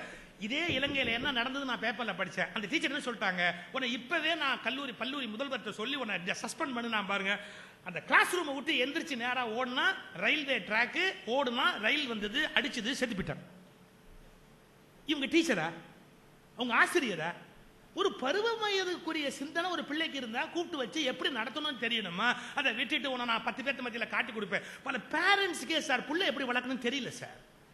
தான் பிள்ளைய பத்தி யாராவது அவன் ஃப்ரெண்ட்ஸ் வந்தா அவன் சொல்லிட்டு உட்காந்துருப்பார், இவன் சொன்னதையே கேட்க மாட்டேங்கிறான். ஏதோ அவன் அவங்க அப்பன் சொல்றதை கேட்கிற மாதிரி இவன் சொன்னதையே கேட்க மாட்டேங்கிறான். இன்னைக்கு தெரிஞ்சுக்கங்க, நம்முடைய பிள்ளைகளை பற்றி பிள்ளைகள் எதிரிலேயே அந்நியரிடம் கம்ப்ளைண்ட் செய்வதை போன்ற அசட்டுத்தனம் இந்த உலகத்தில் வேறு இருக்க முடியாது. நம்ம பெற்றவங்களை எதிரியா நினைப்பாங்க, அதுக்கப்புறம் நம்மளை அக்செப்ட் பண்ண மாட்டாங்க. நம்ம குழந்தைங்களை பத்தி கம்ப்ளைண்ட் சொல்றதா இருந்தா சொல்லக்கூடாது, அந்த பிள்ளைங்க எதிர்த்தாப்புல சொல்லவும் கூடாது. அப்படி வேணும்னா அந்த பிள்ளைங்களோட ஃப்ரெண்ட்ஸ் கிட்ட நாசுக்கா எப்படி சொல்லணும்னு கேட்டா, ஏய் நான் சொன்னா கேட்க மாட்டேன்டா, நீ சொல்ல. ஏன்னா ஃப்ரெண்ட்ஸ் வாக்கு வேத வாக்கா இருக்கும். நான் சொல்றதை கேள்டா கண்ணா, நீ சொல்ல அவனுக்கு இந்த புத்திய, நான் சொன்னா அவன் கேட்க மாட்டேங்கிறான், நீ சொல்லுன்னு தனியா சொல்லணுமே ஒழிய நம்ம பிள்ளைங்களை பற்றிய கம்ப்ளைண்ட்டை அடுத்தவங்க முன்னாடி சொல்லக்கூடாது. இது கூட பல பேரண்ட்ஸுக்கு தெரியலையே. எந்த விஷயத்தையும் நாசுக்காக கையாளுங்கள். இதெல்லாம் நம்ம கரெக்டா பிடிச்சிக்கிட்டா எவ்வளவு அருமையா எவ்வளவு தூரத்துக்கு சிறந்த காரியங்களை செய்ய முடியும். சொல்லிட்டே போறார் பல விஷயங்கள். பேச்சிலும் நடத்தையிலும் பண்பில்லாத வார்த்தைகளையும் தேவையற்ற மிடுக்கையும் காட்டுவதை தவிர்த்து அடக்கத்தையும் பண்பையும் காட்டு. சார் பெரிய லெவல்ல இருக்கலாம், யாரோ ஒருத்தன் அப்படி வந்து ஒன்று சொன்னான்னா ஒரு அடக்கமா பேசலாம் இல்லையா, ஒரு பணிவா பேசலாம் இல்லையா. அட உங்களுக்கு பேசுறதுக்கு ஒரு பக்குவம் இல்லைன்னா கூட ஐயா நீங்க சொல்லிட்டீங்க நன்றி வணக்கம் புடிச்சுக்கலாமா இல்லையா. நீங்க ரொம்ப பிரமாதமா பேசுறீங்க, இதை விட பிரமாதமா பேசு. என்ன மாதிரி பேசுறதுக்கு இந்தியாவிலேயே இந்த உலகத்தில் ஆளையே கிடையாது. தேவையான தேவையற்ற அடக்கமற்ற மிடுக்கு, தேவையற்ற மிடுக்கு காட்டுவதை தவிர்த்து அடக்கத்தையும் பண்பையும் காட்டு. நீங்க இதை கத்துக்கணும்னா அண்மை காலத்தில் வாழ்ந்த பெரியவர்கள்ல டாக்டர் ஏபிஜே அப்துல் கலாம் என்ற பெரிய மனிதரிடம் கத்துக்கொள்ளவும். திருப்பூர் ராமராஜ் காட்டன் கம்பன் கழகம் விழா நடத்துறாங்க. ஏபிஜே அப்துல் கலாம் தலைமை. பேச்சு எனக்கு அவர் பேச்சு முடிஞ்சுட்டு நான் அவர் போயிடணும், ஜனாதிபதி ப்ரோக்ராம் படி போயிடணும். அதுக்கப்புறம் என்னுடைய பேச்சு நான் கீழே உட்காந்துருக்கேன். இந்த இன்விடேஷனை எடுத்து இப்படி இப்படி பார்த்துட்டு பக்கத்தில் இருந்த ராம்ராஜ் காட்டன் கேட்டாரு, சுகி சிவம் எங்க இருக்கிறார்? அவர் எதிர்த்தாப்புல காமிச்சார். சுகி சிவம் முன் வரிசையில் இப்படி காமிச்சார். அப்துல் கலாம் அங்கேருந்து எந்திரிச்சு கும்பிடுறார். அப்படி எந்திரிச்சு கும்பிடுறார். அவருக்கு தலையெழுத்தா? இப்ப அவர் எந்திரிச்சு கும்பிடும் போது நான் உட்காந்து கும்பிட முடியாது, நானும் கூட்டத்துல இருந்து எந்திரிச்சு கும்பிட்டேன். உடனே ஒரு ஆள் அனுப்பிச்சு அவரை மேடை கூட்டிட்டு வாங்க. எனக்கு ப்ரோக்ராம்ல போடல, நான் கீழே உட்காந்துருக்கிறது தான் நல்லது. நான் கீழே உட்காந்து மேல வாங்கன்னு கூப்பிட்டா கௌரவம், மேல உட்காந்து கீழே போங்கன்னா கௌரவமா இல்லையா? வாங்க அப்படின்னு கூப்பிட்டு நான் அவன் தயங்கிட்டு மேல போறேன். You won't believe, Abdul Kalam எழுந்து நின்று வரவேற்கிறார். அவருடைய ஸ்டேட்டஸ் என்ன, ஏஜ் என்ன, எந்திரிச்சு நின்று வரவேற்கிறார். ஒரு ஆச்சரியம் பாருங்க. மியூசிக் அகாடமியில ஒரு விழா நடக்குது, ஒருத்தருக்கு பாராட்டு விழா. அதாவது ஒரு விசித்திரமான ஆற்றல் உடைய ஒரு தாள கலைஞர், அவருக்கு பாராட்டு விழா. அதை வரவேற்புரை படிச்சு பத்திரம் சொல்றவர் சொல்றாரு, அந்த தாள கலைஞர் இப்படிப்பட்ட தாள கலையில் நிபுணர் அப்படின்னு. இவருக்கு டவுட் வந்துருச்சு ஜனாதிபதிக்கு, அப்துல் கலாம். அது என்னன்னு கேட்கணும். சார் இப்படி சென்டர் சீட்ல உட்கார்ந்துருக்காரு அப்துல் கலாம், அந்த ஓரத்தில் அந்த விருது பெறுகிற கலைஞர் உட்கார்ந்துருக்கிறாரு. ஒரு ஜனாதிபதி என்ன சார் பண்ணலாம்? பக்கத்தில் யாரையாவது இப்படி கூப்பிட்டு அவரை என் பக்கத்து சேர்ல வந்து உட்கார சொல்லுன்னா யாராவது மறுக்க முடியுமா? நீங்க நம்ப முடியாத விஷயம். அவர் சீட்டை விட்டு அப்துல் கலாம் எந்திரிச்சு நேரா போய் அவர் சீட்டுக்கு அந்தாண்ட சைட்ல நின்னுகிட்டு அவர்கிட்ட பேச ஆரம்பிச்சார். At that time he was the president of India. அந்த ஓரமா போய் நின்னுகிட்டு அந்த கலைஞர்கிட்ட பேச ஆரம்பிச்சார். எல்லாரும் பதறிட்டான். உடனே பக்கத்து சீட்ல இருக்கிறவங்க எந்திரிச்சு இடம் கொடுக்கணும் உட்காருங்க அப்படின்னு. அப்ப சொல்றாரு, என் சீட்ல உட்காந்துக்கங்கிறார் அவரை. நீங்க என் சீட்ல உட்காருங்க அப்படின்ட்டு உட்கார்ந்து அவரோட பேச போறார். அவர் போய் ஜனாதிபதி சீட்ல உட்காருவாரா? அவர் எந்திரிச்சு அப்படி வெளியே போனார் பாருங்க. சோ ராமசாமி அப்போ பேசிக்கிட்டு இருக்கார், அவர் அந்த விழால பேசிக்கிட்டு இருக்கிறார். அப்போது சோ ராமசாமி ஒரு வார்த்தை சொன்னார், நாற்காலியை விட்டுக் கொடுக்க தயாராக இருக்கும் ஜனாதிபதியை முதல் முறையாக நான் என் வாழ்நாளில் பார்க்கிறேன். நானே போய் அந்த நாற்காலியில் உட்கார்ந்து கொள்ளலாமா என்று எனக்கு மனம் பரபரக்கிறது. யாரு? சோ ராமசாமி பேசுறார். இப்படிப்பட்ட ஒரு மா மனிதனை இந்தியா பெற்றதற்கு என்ன பாக்கியம் செய்திருக்கவர். எந்திரிச்சு போய் அவர்கிட்ட பேசுறார். சார் சச்ச என்ன பாருங்க அந்த ஹியூமிலிட்டி, எவ்வளவு பண்பு. ஹியூமிலிட்டி இஸ் என்லெஸ் அப்படின்னானே, எவ்வளவு அருமையான ஒரு பணிவு அது. எத்தனை பெரிய பதவி. பேச்சிலும் நடத்தையிலும் பண்பில்லாத வார்த்தைகளையும் தேவையற்ற மிடுக்கையும் காட்டுவதை தவிர்த்து அடக்கத்தையும் பண்பையும் காட்டுங்கள். இதே விஷயத்தை இன்னொரு கட்டளையில் சொல்றார், மரியாதை காட்டவும் இனிய இதமான சொற்களை பயன்படுத்தவும் தவறாதீர்கள்.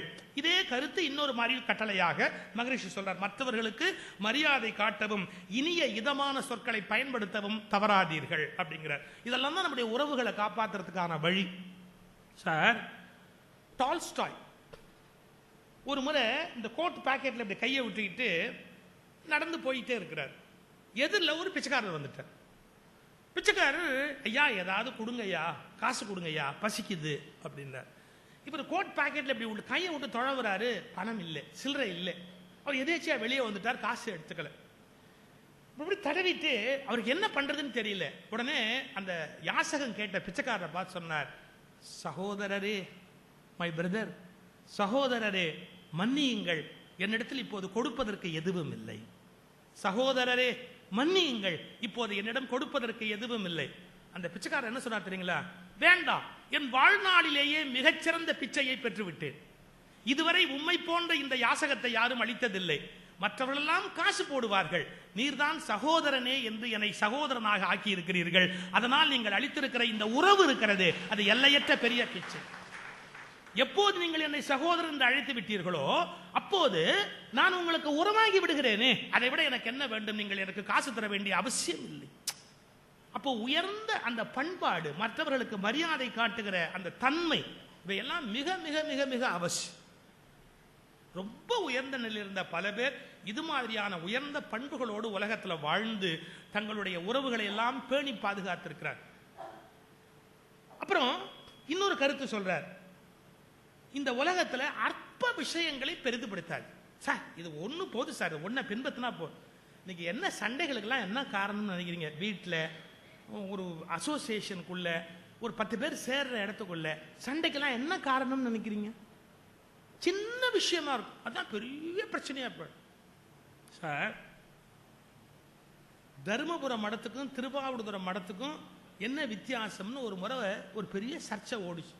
தமிழ்நாட்டில் தருமபுரம் மடமும் சைவ சித்தாந்த மடம், திருவாவடுதுறை மடமும் சைவ சித்தாந்த மடம், ரெண்டுக்கும் என்ன வித்தியாசம்?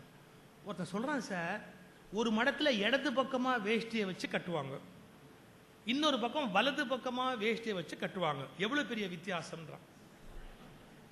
வேஷ்டி கட்டுறாங்களேப்பா, என்ன பெரிய வித்தியாசம்? இது அவன் சௌரியம் விட கட்டுவான். சில பேர் இடது பக்கமா வச்சு கட்டுவான், சில பேர் வலது பக்கமா வச்சு கட்டுவான். அது சில ரகசியம் இருக்கு, நான் இல்லைன்னு சொல்லல. ஆனாலும் அது ஒரு 2 மடத்துக்கு நடுவில் பெரிய இடைவெளிக்கு காரணமா அது. இன்னைக்கு பாருங்க, இந்த திருமண சடங்குகள்ல சில திருமணமே நின்று போயிடும். எப்படின்னா, எங்கள்ல இப்படித்தான் பண்ணுவோம், எங்கள்ல இப்படித்தான் பண்ணுவோம் அப்படின்னு சொல்லி அந்த கல்யாணத்தை நிறுத்திடுவாங்க. சார், நாங்க திருநெல்வேலிக்காரங்க. எங்க திருநெல்வேலி சைவ வேளாளர் குடும்பத்துக்கும் தஞ்சாவூர் சைவ வேளாளர் குடும்பத்துக்கும் ஒரு கல்யாணம் நடந்ததுங்க. அவங்க தஞ்சாவூர் பக்கம், நாங்க திருநெல்வேலி பக்கம். கல்யாணம் பாதியில் நின்று போச்சுங்க. ஏன்னா நின்னுதுன்னா, தஞ்சாவூர்கார அந்த பையனோட அம்மா அவங்க என்ன சொல்றாங்க, பாட்டி, அந்த பாட்டி என்ன சொல்லுது, சீர்வரிசை முறுக்கு வைக்கும் போது எங்கள்ல 6 சுத்து வைப்போம். இந்த முறுக்கு 6 சுத்து வைப்போம். இந்த திருநெல்வேலிக்காரன்லாம் கொஞ்சம் கஞ்ச 3 சுத்து முறுக்கு வச்சுட்டான் அப்படிங்குது. இது வார்த்தையில கஞ்சன்னு போடுது பாத்தீங்களா, பத்தீஸ். அப்ப அங்க இருக்க திருநெல்வேலி சைவன்லாம் சும்மா இருப்பானா? அது எப்படி அந்த அம்மா அந்த வார்த்தையை சொல்லலாம்? அது உண்மையாகவே இருந்தாலும் கூட எப்படி சொல்லலாம்? பிரச்சனை பெருசாகி போச்சு. இப்ப நான் ஒரு யோசனை சொன்னேன், அந்த பெரியம்மா கூப்பிட்டு சொன்னேன், 6 சுத்துக்கு பதிலாக 3 சுத்து வச்சுட்டாங்களா? ஆமா, அட் எ டைம் 2 முறுக்கு தின்னு, ஒரே அடி எடுத்து 2 முறுக்கு எடுத்து தின்னுட்டு போ. இது ஒரு பெரிய விஷயமா, கல்யாணத்தை நிறுத்துற அளவுக்கு ஒரு பெரிய விஷயமா? அது என்னமோ முறுக்கு வச்சான், அது அதுக்காக நீ முறுக்கிக்கணுமா இந்த இடத்துல? அந்த விஷயத்தை விடுவிய, கல்யாணத்தை போய் பெருசா சிக்கலாக்கிக்கிட்டு அதுங்களா நாளைக்கு தகராறு பண்ண போகுது, அப்ப பாத்துக்கலாம். இது கல்யாணம் அதுவா அதுங்களா நாளைக்கு தகராறு பண்ண போகுது, அப்புறமா பாத்துக்கலாம், நாமளே எதுக்கு தகராறு? இதை விட ஒரு விசித்திரமான விஷயங்க, சாண்டில்யன் இந்தியாவில் ஒரு எழுத்தாளர் இருந்தார் தெரியுங்களா? சாண்டில்யன் வரலாற்று நாவல்லாம் எழுதுவார். கடல் புறா, மணிப்பல்லவம், அருமையான நாவல். அவர் நாவல் முதல் அத்தியாயத்திலிருந்து கடைசி அத்தியாயம் வரைக்கும் வர்ணனையா இருக்கும். சாண்டில்யன் அவர் ஒரு தடவை ஒரு விழால பேசினார். வி.கே. ராமசாமின்னு ஒரு ஆக்டர், தமிழ் படங்கள் ஆக்ட் பண்ற ஒரு ஆக்டர். இந்த வி.கே. ராமசாமியும் சாண்டில்யனும் பெஸ்ட் ஃப்ரெண்ட்ஸ், யாருக்குமே அது தெரியாது. வி.கே. ராமசாமி சினிமா நடிகர், சாண்டில்யன் எழுத்தாளர், 2 பேரும் வெரி க்ளோஸ் ஃப்ரெண்ட்ஸ் அவங்க 2 பேரும். வி.கே. ராமசாமி வீட்டுக்கு சாயங்காலமா சாண்டில்யன் போறாரு. வி.கே. ராமசாமி சொன்னாரு, வாயா ஒரு கல்யாண நிச்சயதார்த்தம் இருக்கு, 2 பேரும் அங்க போய் சாப்பிட்டுட்டு ராத்திரி அங்கேயே சாப்பிட்டு பேசிக்கிட்டு இருந்துட்டு வருவோம் வா அப்படின்னு கார்ல ஏற்றி கூட்டிட்டு போயிட்டார். 8 மணிக்கு சாப்பாடு போட்டான், இவங்க 2 பேரும் சாப்பிட்டாங்க. 9 ஆச்சு, நிச்சயதார்த்தம் நடக்கல. உடனே சாண்டில்யன் கேட்டாரு, என்னப்பா நிச்சயதார்த்தம் நடக்கவே இல்லை, இன்னொன்னு நின்று போச்சு.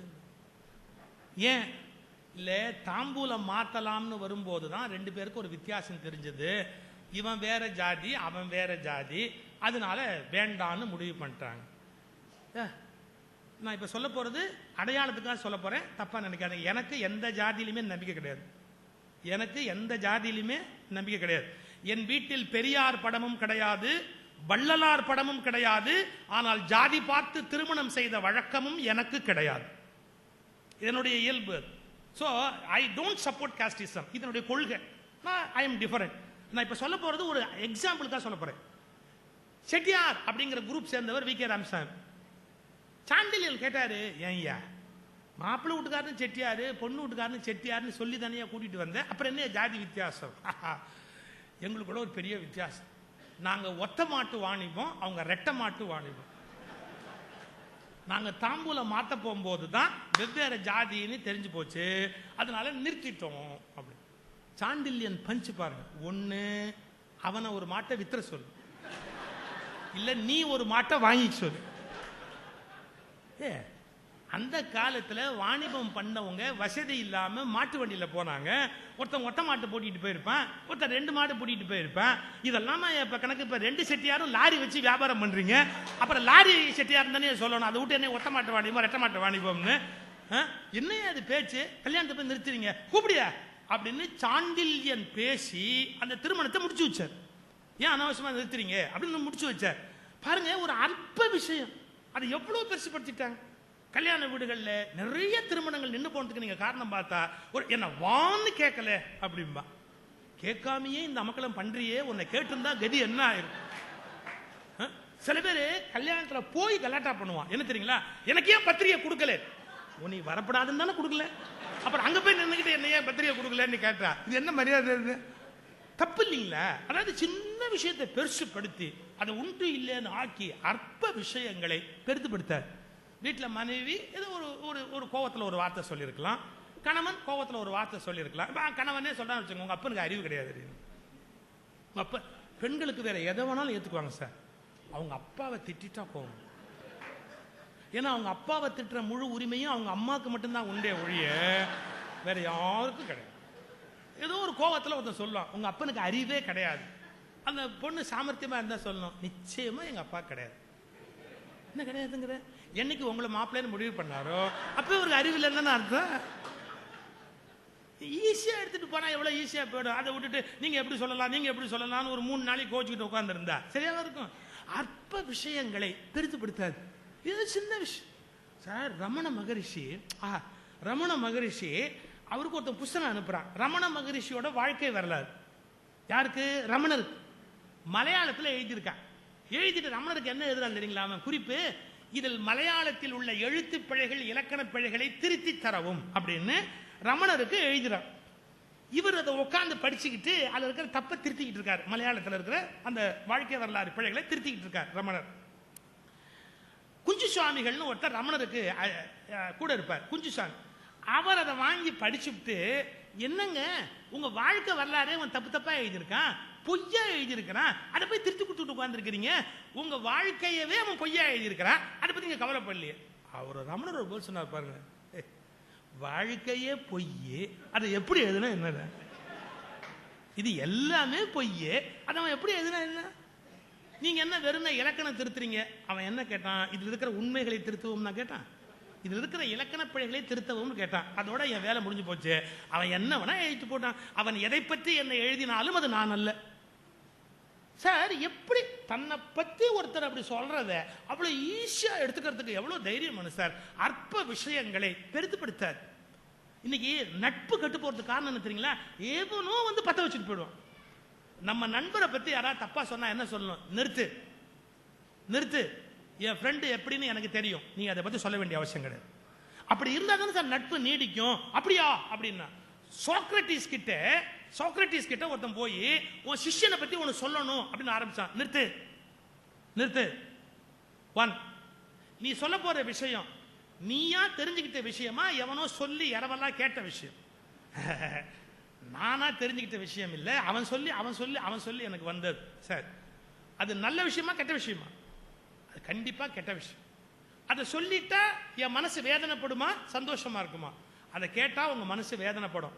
சொல்லாது. ஏன்? முதல் விஷயம் அது உண்மையா பொய்யானே தெரியாது. 2வது அது ஒரிஜினலா உனக்கு தெரிஞ்சது இல்லை. அதை விட ரொம்ப முக்கியம், அதை கேட்டா என் மனசு வருத்தப்படும் அப்படிங்கிறது. இது கெட்ட விஷயம் வேற சொல்லிட்டேன், அதை நான் தெரிஞ்சுக்காமே இருக்கிறது ரொம்ப உத்தமம் இல்லையா? நான் தெரிஞ்சுக்கவே விரும்பல, இடத்த காலி பண்ணு. இதே கருத்தை வேற ஒரு இடத்துல சொல்றாரு பாருங்க மகரிஷி.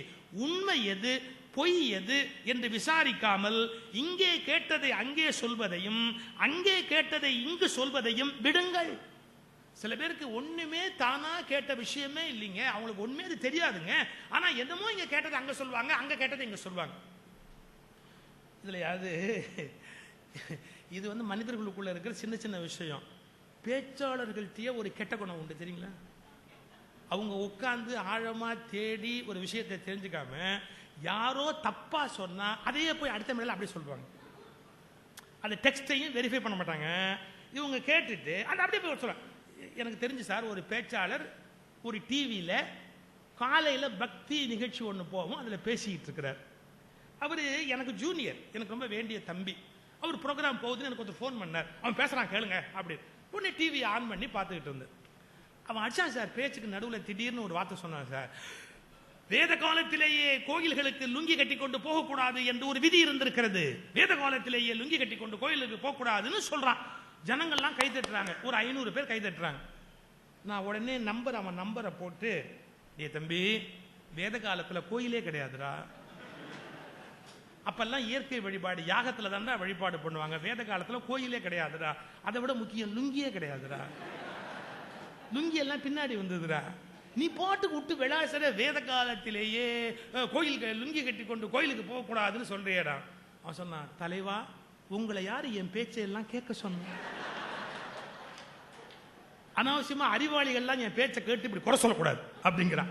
நமக்கு வேண்டிய பையன் இப்படி சொல்லாதடா, அது தப்புடா. நமக்கு வந்து ஃபர்ஸ்ட் ஹேண்ட் இன்ஃபர்மேஷன் இல்லாத விஷயத்தை ஸ்டேஜில் சொல்லக்கூடாது. நான் சொல்றேன்.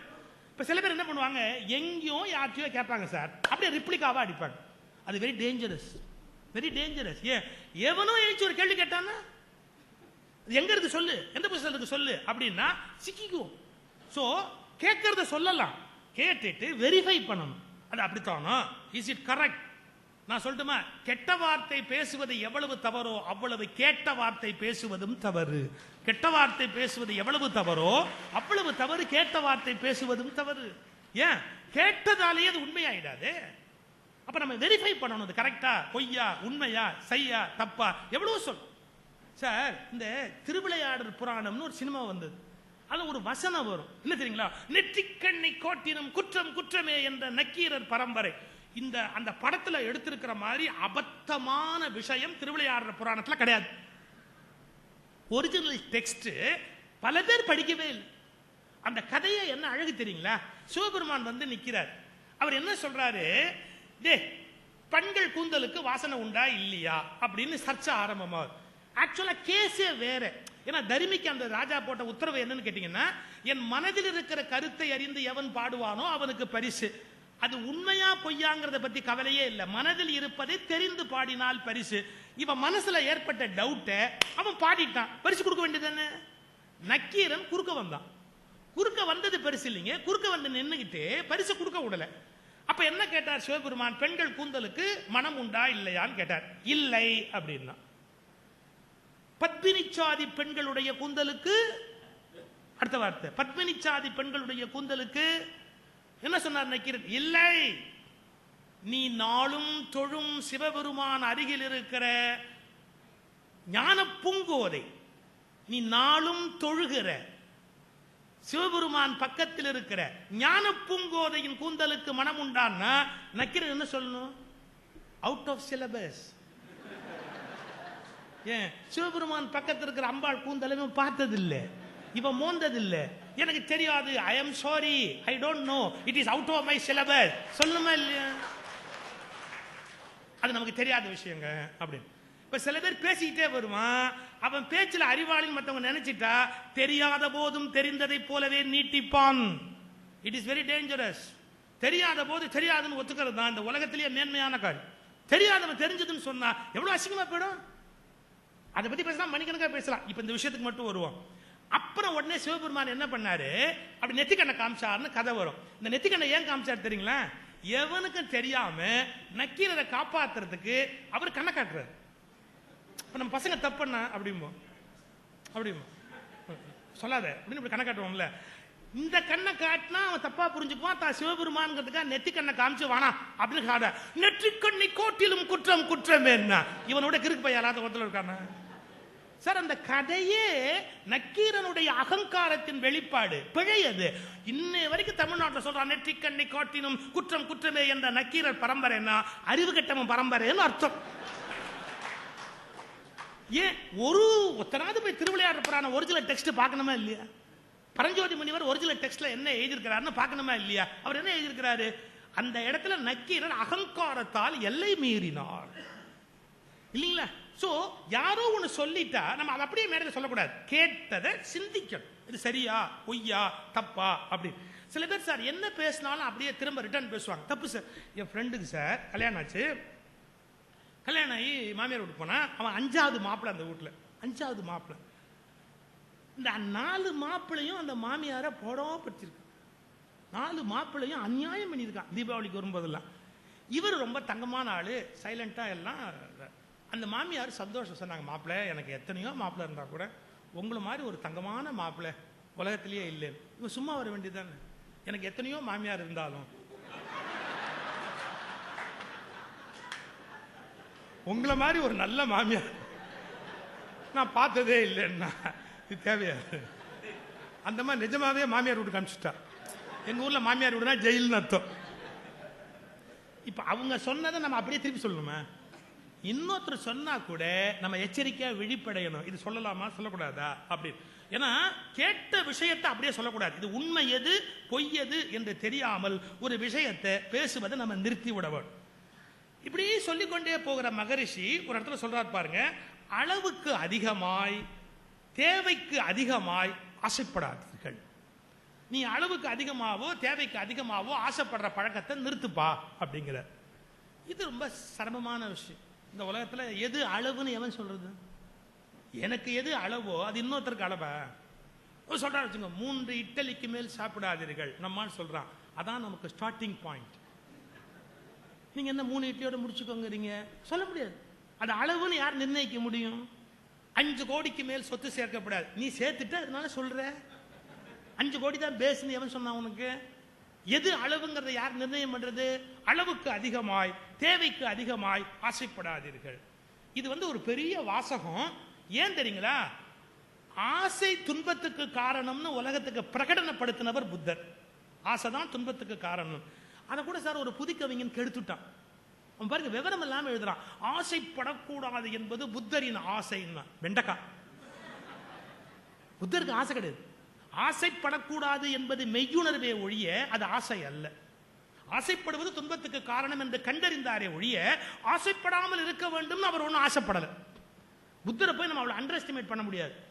எனக்கு தெரிஞ்சு இந்த உலகத்தில் பிறந்து நிறை ஞானம் பெற்றவர்கள் புத்தருக்கு நிகரான ஒரு மனிதனை பார்க்க முடியாது. Very great soul Buddha.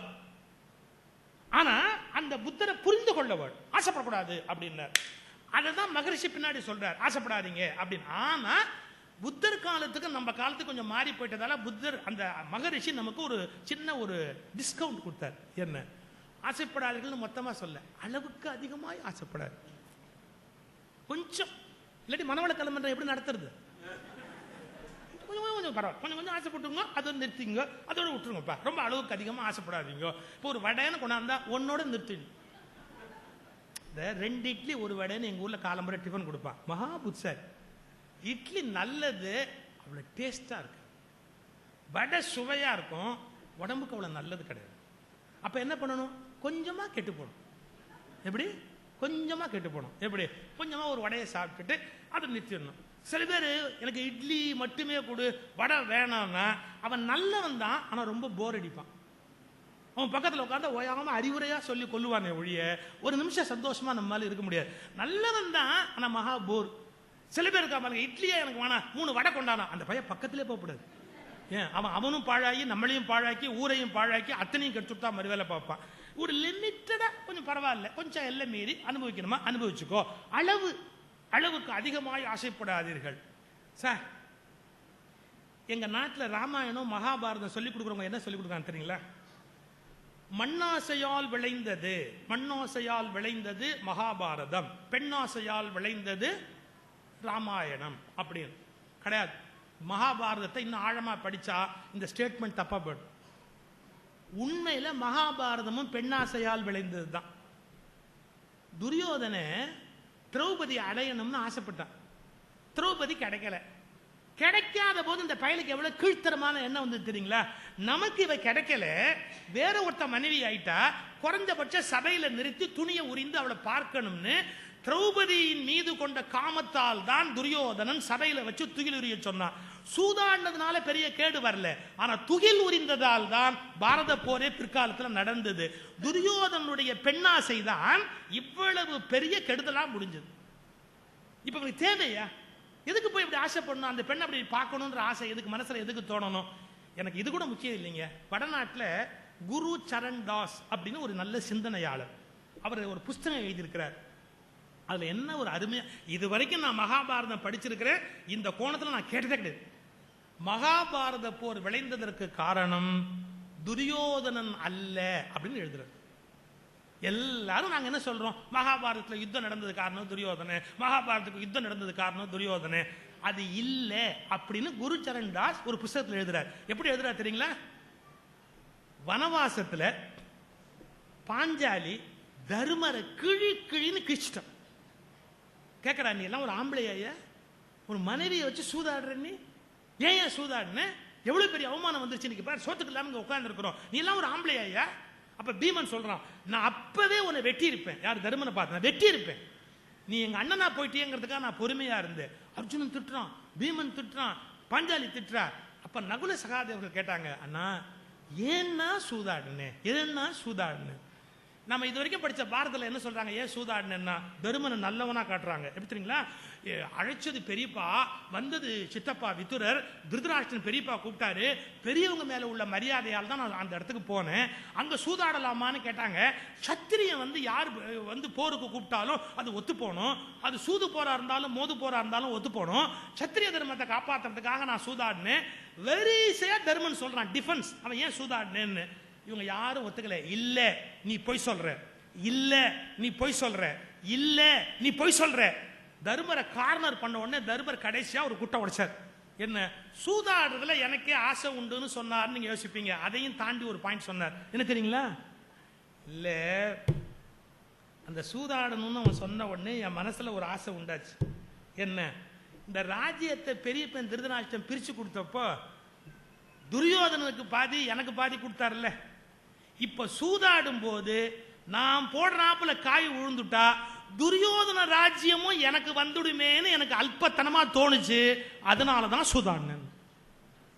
என்னங்க இது? துரியோதனுடைய ராஜ்யமும் எனக்கு வந்துடும் அப்படிங்கிற அல்பத்தனமான எண்ணம் எனக்கு வந்தது, அதனால சூதாடினேன்னா. இப்ப புரிஞ்சுக்கங்க, இந்த உலகத்தில் மகாபாரத போர் நடந்ததற்கு காரணம் தருமர் என்ற நல்லவனுக்கு துரியோதனன் சொத்தையும் அடைய வேண்டும் என்ற அல்பத்தனமான ஆசை வந்ததால் மிகப்பெரிய மகாபாரத போர் நடந்து விட்டது. நீங்க நினைக்கலாம், நல்லவங்க கூட அல்பத்தனமான சில ஆசையை முன்னாடி வைக்கும் போது பாத்தீங்கன்னா பெரிய பிரச்சனை வரும், மிகப்பெரிய சிக்கல்களும் துன்பங்களும் ஏற்றுவிடும். இந்த மகரிஷி சொல்றார், அளவுக்கு அதிகமாய் ஆசைப்பட. உங்க தகுதி என்ன? தர்மனுக்கு ஒரு ராஜ்யம் கிடைச்சது, நிறுத்த வேண்டியது என்ன? துரியோதன சொத்தை எனக்கு வேணும்னு ஏன் நினைக்கிறேனே? அளவுக்கு அதிகமாய் ஆசைப்படுவதால் உலகத்தில் உறவுகள் கெட்டு போகின்றன. இன்னொரு அருமையான ஒரு பகுதியை அவர் எடுத்துக்கொண்டு வருகிறார். மற்றவர் கருத்துக்களை, மற்றவர்களுடைய நிகழ்ச்சிகளை, செயல்களை தவறாக புரிந்து கொள்ளாதீர்கள். நீங்க பல குடும்பங்கள்ல சார் சிக்கலுக்கு காரணமே என்ன தெரியுங்களா? யாரோ என்னமோ மாதிரி ஒன்று நடந்திருப்பாங்க, அதை இவங்க வேற மாதிரி இன்டரப்ட் பண்ணிக்கிறது, தான் தனக்கு தகுந்த மாதிரி அர்த்தம் பண்ணிக்கிறது. ரெண்டு பேர் அங்க பேசிட்டு இருப்பாங்க, இவங்க சொல்லுவாங்க என்னை பத்தி தான் பேசுறாங்க, அவங்க என்னை பத்தி தான் பேசுறாங்க. உனக்கு என்ன இஎஸ்பி வந்துடுச்சா? அங்க என்ன பேசுறாங்களோ இங்க கேட்கிற இஎஸ்பி இல்ல, அவங்க என்னை பத்தி தான் பேசணும். அவ்வளவு அகங்காரம். அவங்க வேற யாரை பத்தியும் பேசக்கூடாது, தன்னை பத்தி தான் அவங்க பேசணுமா. அவங்க என்னை பத்தி தான் பேசுறாங்க. உன்னை பத்தி பேசினாங்களா இல்லையான்னு தெரியாமலேயே என்னை பத்தி தான் பேசினாங்கன்னு மூஞ்சி தூக்கி வச்சுக்கிட்டு சண்டையை போட்டு குடும்பத்தை கெடுத்து எவ்வளவு பேர் எவ்வளவு அசிங்கம் பண்ணிருக்காங்க தெரியுங்களா? மற்றவர்களுடைய கருத்துக்களை, நடக்கிற நிகழ்ச்சிகளை பிழையாக புரிந்து கொள்ளாதீர்கள். தப்பா புரிஞ்சுக்குவாங்க சார் சில பேர். நீங்க, நான் பள்ளிக்கூடத்தில் படிச்ச போது சுரேஷ்குமார் அப்படின்னு என்னுடைய நண்பர், அவங்க அம்மா வந்து பசுமாடு எரும மாடு வச்சு பால் வியாபாரம் பார்த்துக்குவாங்க. அவங்க அப்பா நேர்மையான ஒரு போலீஸ்கார், குடும்பம் காணாது, வரவு காணாது. அவங்க அம்மா அதனால மாடுகளை வச்சு பராமரிச்சு பால் வியாபாரம் பண்ணி அந்த குடும்பத்தை காப்பாற்றுறாங்க. அவங்களுக்கு நிறைய குழந்தைங்க. நானும் அந்த சுரேஷ்குமாரும் ஜாயிண்ட் ஸ்டடி படிக்கிறதுக்காக நான் அவங்க வீட்டுக்கு போயிருக்கேன். வீடு ஒன்றும் பெரிய வீடு இல்லை, ஒரே ரூம் தான். நான் படிக்கும் போது பாருங்களேன், இந்த டேபிளுக்கு கீழே இப்படி காலை விட்டு இப்படி படிக்கும் போது என்னமோ இப்படி கால் இடிச்சுது. குனிஞ்சு என்னன்னு பார்த்தேன், பால் பவுடர் மூட்டை இருந்தது. பால் பவுடர் பால் மூட்டை இருந்தது. நான் சும்மா இருக்கணும்ல. டேய், உங்க வீட்டில் பால் வியாபாரம் எப்படி நடக்குதுன்னு கண்டுபிடிச்சிட்டேன்னு. பசும்பால் எறும்பால்னு விற்கிறாங்க. பால் பவுடர் இப்போ எனக்கு காலுக்கு கீழே ஆப்பிடுச்சு. உங்கள் வீட்டில் பால் வியாபாரம் எப்படி நடக்குதுன்னு எனக்கு தெரிஞ்சு போச்சு. ஊரில் மற்றவனுக்கெல்லாம் மாட்டுப்பால்னு சொல்லி விற்கிறீங்க, இந்த பவுடர் பால் தானே விற்கிறீங்க அப்படின்னு. ஆனால் இலங்கையில் இருக்கிற உங்களுக்கு ஒரு பெரிய பாதிப்பை உண்டு பண்ணாது. பவுடர் பாலோடையே குடித்தனம் நடத்தி பழகிட்டதுனால அது பசும்பாலா எறும்பாலா அது என்ன பாலாக இருந்தால் என்ன, அது நீங்கள் ஒன்றும் பெருசாக பாதிக்கப்பட மாட்டேன். நாங்கள் துடிச்சிருவோம். எங்களுக்கு பவுடர் பால்லாம் தொண்டை குழிக்குள்ளே இறங்கவே இறங்காது. எங்களுக்கு மாட்டுப்பால் தான் இறங்கும். சரி, அதை விடுங்க. நான் கமெண்ட் அடிச்சிட்டேன், உங்க வீட்டு பால் வியாபாரம் எவ்வளவு ஃப்ராடுன்னு தெரிஞ்சு போச்சுன்னு சொல்றேன். என் பின்னாடி வந்து அந்த சுரேஷ்குமாரோட அம்மா இப்படி தலையில ஒரு தட்டு, கண்ணு அவசரப்பட்டு பேசாத கண்ணு, அவன் வயசு தானே நானு, அப்ப நானும் அந்த அம்மாவுக்கு புள்ள தானே, இப்படி தலையில ஒரு தட்டு, கண்ணு அவசரப்பட்டு பேசாத கண்ணு, எங்க மாடு 10 லிட்டர் கறக்கும், 10 லிட்டர் பால் நாங்கள் ஊற்றும் போது வீட்டுக்கு 1 லிட்டர் எடுத்து வச்சுக்குவோம், எங்களுக்கு 1 லிட்டர் வேணுமேனு எடுத்து வச்சுக்குவோம். நாங்கள் வாடிக்கையா பால் ஊற்றுற வீட்டில் யார் வீட்லையாவது 1 லிட்டர் எக்ஸ்ட்ரா கொடுன்னு கேட்டா கொடுக்க மாட்டேன்னு சொல்ல முடியுமா? அப்ப நாங்கள் பாலை அவங்களுக்கு கொடுத்துட்டு எங்களுக்கு இந்த பவுடர் பால் கரைச்சு குடிப்போம். நாங்க இந்த பவுடர் பால் கரைச்சு குடிப்போம் கண்ணு, விவரம் தெரியாம பேசப்படாது ராஜா அப்படின்ட்டு போனோம். என்ன செருப்பால் அடிச்ச மாதிரி இருக்கு. எவ்வளவு பெரிய தவறு. நான் இந்த பவுடர் பாலை வச்சுட்டு நீ போலியா வியாபாரம் பண்றியான்னு கேட்கிறேன். பால் வியாபாரம்னு போய் சொல்றியான்னு. அவங்க எல்லாருக்கும் பாலை கொடுத்துட்டு அவங்களுக்கு வேணும்னா குடிக்கிறதுக்கு அந்த பால் பவுடர் வச்சிருக்கிறாங்க. ஒரு வினாடி மற்றவங்களை எவ்வளவு வேகமா நம்ம அண்டர் எஸ்டிமேட் பண்றோம். ஒரு வினாடி மற்றவங்க நம்ம எவ்வளவு குறைவா பேசிடுறோம். சில பேர் சொல்லுவாங்க, நீங்க இப்ப சாப்பிட வேண்டாம் அப்புறம் சாப்பிடுங்க அப்படின்னு. இன்னும் அந்த பந்தியில உட்கார உள்ள, என்ன அந்த பந்தியில உட்கார உள்ள அப்படின்னா ஒன்னு அது வேணான்னு காரணம் இல்லை, ஏதோ ஒரு ஐட்டம் ரெடி ஆகிட்டு இருக்கும், இவன் நமக்கு வேண்டியவனா இருக்கிறான், கடைசியா போட்டு அனுப்புவோமே அப்படிங்கிற ஐடியால நல்ல எண்ணத்துல சொல்லி இருக்கலாம். இந்த உலகத்துல நல்ல எண்ணத்துல சொல்றது கூட பல பேர் தவறுதலா நினைச்சிருவாங்க. மகாபாரதத்திலே ஒரு இடம் வருது, கிருஷ்ணன் தூது போறாரு. கிருஷ்ணன் தூது போகும்போது துரியோதனுடைய சபைக்கு போறாரு. துரியோதன நாடு கேட்கிறாரு, அவன் கொடுக்க மாட்டேன் அப்படின்ட்டான். சரி ரைட்டு அப்படின்னு திரும்பி வெளியில வர்றாரு. துரியோதனுக்கு ஒரு நினைப்பு, இந்த கிருஷ்ணன் இந்த ஊரை விட்டு போனாதாண்டா நிம்மதினு பால்கனியில வந்து நின்று அப்படி எட்டி பார்த்தான். கிருஷ்ணன் வெளியில போறானா. இவன் லேசுப்பட்ட ஆள் இல்லை. பிரச்சனையை தீர்க்கிறதா போய் பிரச்சனையை ஏற்படுத்துறதுதான் இவன் நோக்கமே. பிரச்சனையை தீர்க்கிறதா போய் பிரச்சனையை உண்டு பண்றதுதான் இவன் நோக்கமே. அதனால இவன் என்ன பண்ணுவானோங்கிற கவலையில் இப்படி துரியோதனை எட்டி பார்த்தான். கிருஷ்ணன் வெளியில வர்றாரு. அப்போ துரோணாச்சாரியார்னு துரியோதனனுக்காக சண்டை போடுறதுக்கு ரெடியா இருக்கிற துரோணாச்சாரியாருடைய மகன் அஸ்வத்தாமன் பேரு. அவன் எங்க வந்து வெளியில இருந்து வந்துகிட்டு இருக்கிறான். அவன் கிருஷ்ணனை பார்த்தோன்னே பெரிய மனுஷனாச்சேன்னு இப்படி கும்பிட்டான் பாருங்க. கிருஷ்ணன் பதிலுக்கு உடனே கும்பிடல. மோதிரத்தை கழட்டி கீழே போட்டான். மோதிரத்தை கழட்டி கீழே போட்ட உடனே பெரிய மனுஷன் மோதிரம் விழுந்துருச்சேன்னு அவன் குனிஞ்சு அந்த மோதிரத்தை அப்படி அள்ளி அதை எடுத்து கிருஷ்ணன் கையில கொடுக்கும்போது வேணும்னே அந்த கையை அப்படி இறுக்கி பிடிச்சி அந்த மோதிரத்தை வாங்கிட்டு மேல இருக்கிற சூரியனை காமிச்சு, சூரியனை ஊர்கோள் சூழ்ந்திருக்கிறது, ஊர்கோள்னா ஒரு வட்டம் இருக்கும், சூரியனை ஊர்கோள் சூழ்ந்திருக்கிறது அஸ்வத்தாமா, இன்னைக்கு மழை வருமானு கேட்டான். எங்க இதெல்லாம் பேசுற விஷயமா? இது வானிலை அறிக்கையா?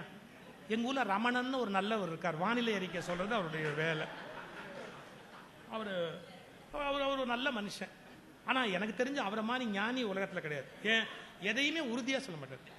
மழை பெய்யலாம், பெய்யாமலும் இருக்கலாம், இடியுடன் கூடிய மழை பெய்தாலும் பெய்ய. அவர் தான் சார் உண்மையான ஞானி. எது வேணாலும் எப்ப வேணாலும் மாறலாம் அப்படிங்கிற தத்துவத்தை தெளிவா தெரிஞ்சு வச்ச பிரம்ம ஞானி யாருன்னு கேட்டா ரமணர் தான். விடுங்க. இப்ப கிருஷ்ண வானிலை அறிக்கை விட்டான். எப்படி விட்டான் தெரியுங்களா? இந்த கையை இப்படி வாங்கிட்டு அஸ்வத்தாமா, சூரியனை ஊண்டுகோள் சூழ்ந்திருக்கிறது, மழை வருமா அப்படின்னா அவன் மேல இப்படி பார்த்துட்டு ஒருவேளை மழை வந்தாலும் வரும் நான் பாருங்க, கையை பிடிச்சிக்கிட்டு போயிட்டு வரட்டுமா அப்படின்னு புறட்டு போனான்.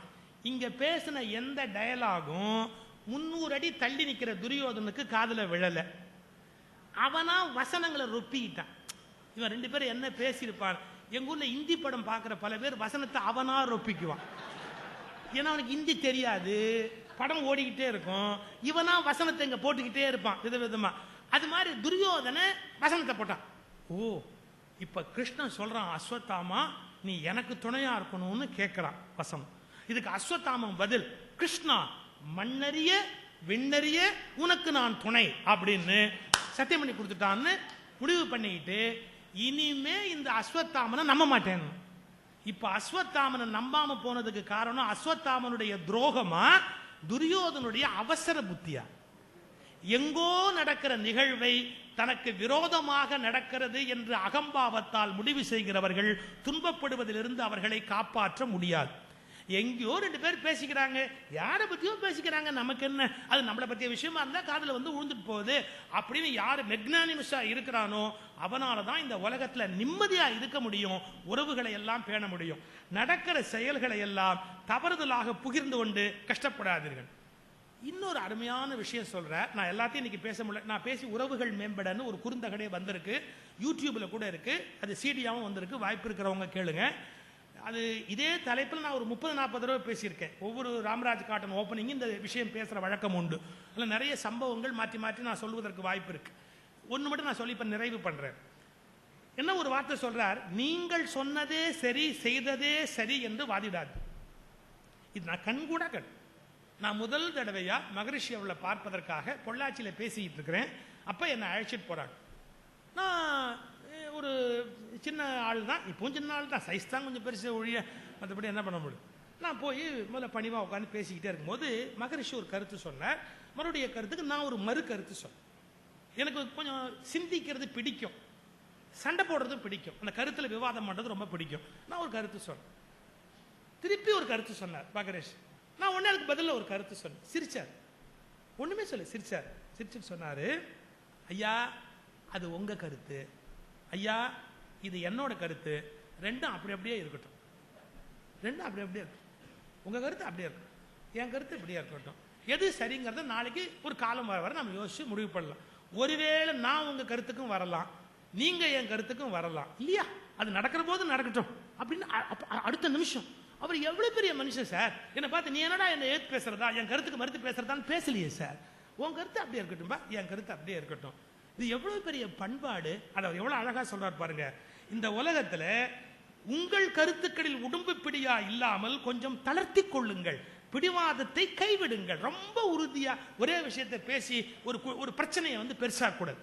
நான் அதை காது கொடுத்தே கேட்க மாட்டேன், நான் மாத்திக்கவே மாட்டேன் அப்படிங்கிற அந்த எண்ணம் நமக்கு இருக்கக்கூடாது. மற்றவர்களை விட உங்களையே எப்போதும் உயர்த்தி நினைத்து கர்வப்படாது. எல்லாரும் விட நான் ரொம்ப உயர்ந்த ஆளு, முதல்ல சொன்ன அதே கருத்து தான் மறுபடியும் வேறு ஒரு கோணத்துல சொல்லுகிறார். இன்னொன்னு, எல்லோரிடமும் எல்லா விஷயங்களையும் அவர்களுக்கு சம்பந்தம் உண்டோ இல்லையோ சொல்லிக் கொண்டிருக்காது. இது ரொம்ப பெரிய விஷயம் சார். சில பேர் எல்லாருக்கும் எல்லாத்தையும் புரிய வைக்கணும்னு நினைப்பான், அது நம்ம வேலை இல்லை. நம்ம சொல்றோம், அவங்க ஏத்துக்கிட்டா ஏத்துக்கிறாங்க, ஏத்துக்காட்டி போறாங்க. பாருங்க, சொல்றதோட என் வேலை முடிஞ்சு போச்சு, அதை ஏத்துக்கிறதோ ஏத்துக்காதோ அவங்கவுங்க சௌரியத்தை பொறுத்து. எனக்கு வந்து ஆரம்பத்தில் நம்ம சொல்ற ஒரு கருத்தை யாராவது ஏத்துக்கலைன்னா அகங்காரம், ரொம்ப கோவம். நம்ம சொல்றோம் அதை கேட்க மாட்டேங்கிறாங்களே அப்படின்னு கோவம் வரும். அதை ஜனங்க தான் எனக்கு மாத்தினாங்க. நீ என்ன வேணாலும் சொல்லு, நாங்க கை தட்டிட்டு போவோமே ஒழிய அதெல்லாம் நாங்க பெருசா ஒன்றும் ஏத்துக்க மாட்டோம் அப்படின்னு கொஞ்சம் கொஞ்சமா சொல்ல கொஞ்சம் கொஞ்சமா சொல்ல சரி அவ்வளவுதான் அப்படின்னு ஒரு காம்ப்ரமைஸுக்கு முடிவுக்கு வர. ஆனா சொல்லுவதோடு நம்முடைய வேலை முடிஞ்சு போச்சு, கேட்கறதும் கேட்காதும் அவங்க சௌரியம்ங்கிறத எனக்கு ஓஷோவுடைய ஒரு வரி தான் கற்றுக் கொடுத்தது. 2 வரி சார். அந்த மனுஷன் ஒரு பேச்ச ஆரம்பிக்கிறார். என்ன, ஒரு விஷயத்தை சொல்லும் போது நான் எந்த அர்த்தத்தில் சொல்லுகிறேனோ அதே அர்த்தத்தில் நீங்கள் எடுத்துக்கொள்ள வேண்டும் என்கிற, எந்த அர்த்தத்தில் நான் சொல்லுகிறேனோ அதே அர்த்தத்தில் எடுத்துக்கொள்ள வேண்டும் என்ற கட்டாயம் இல்லை.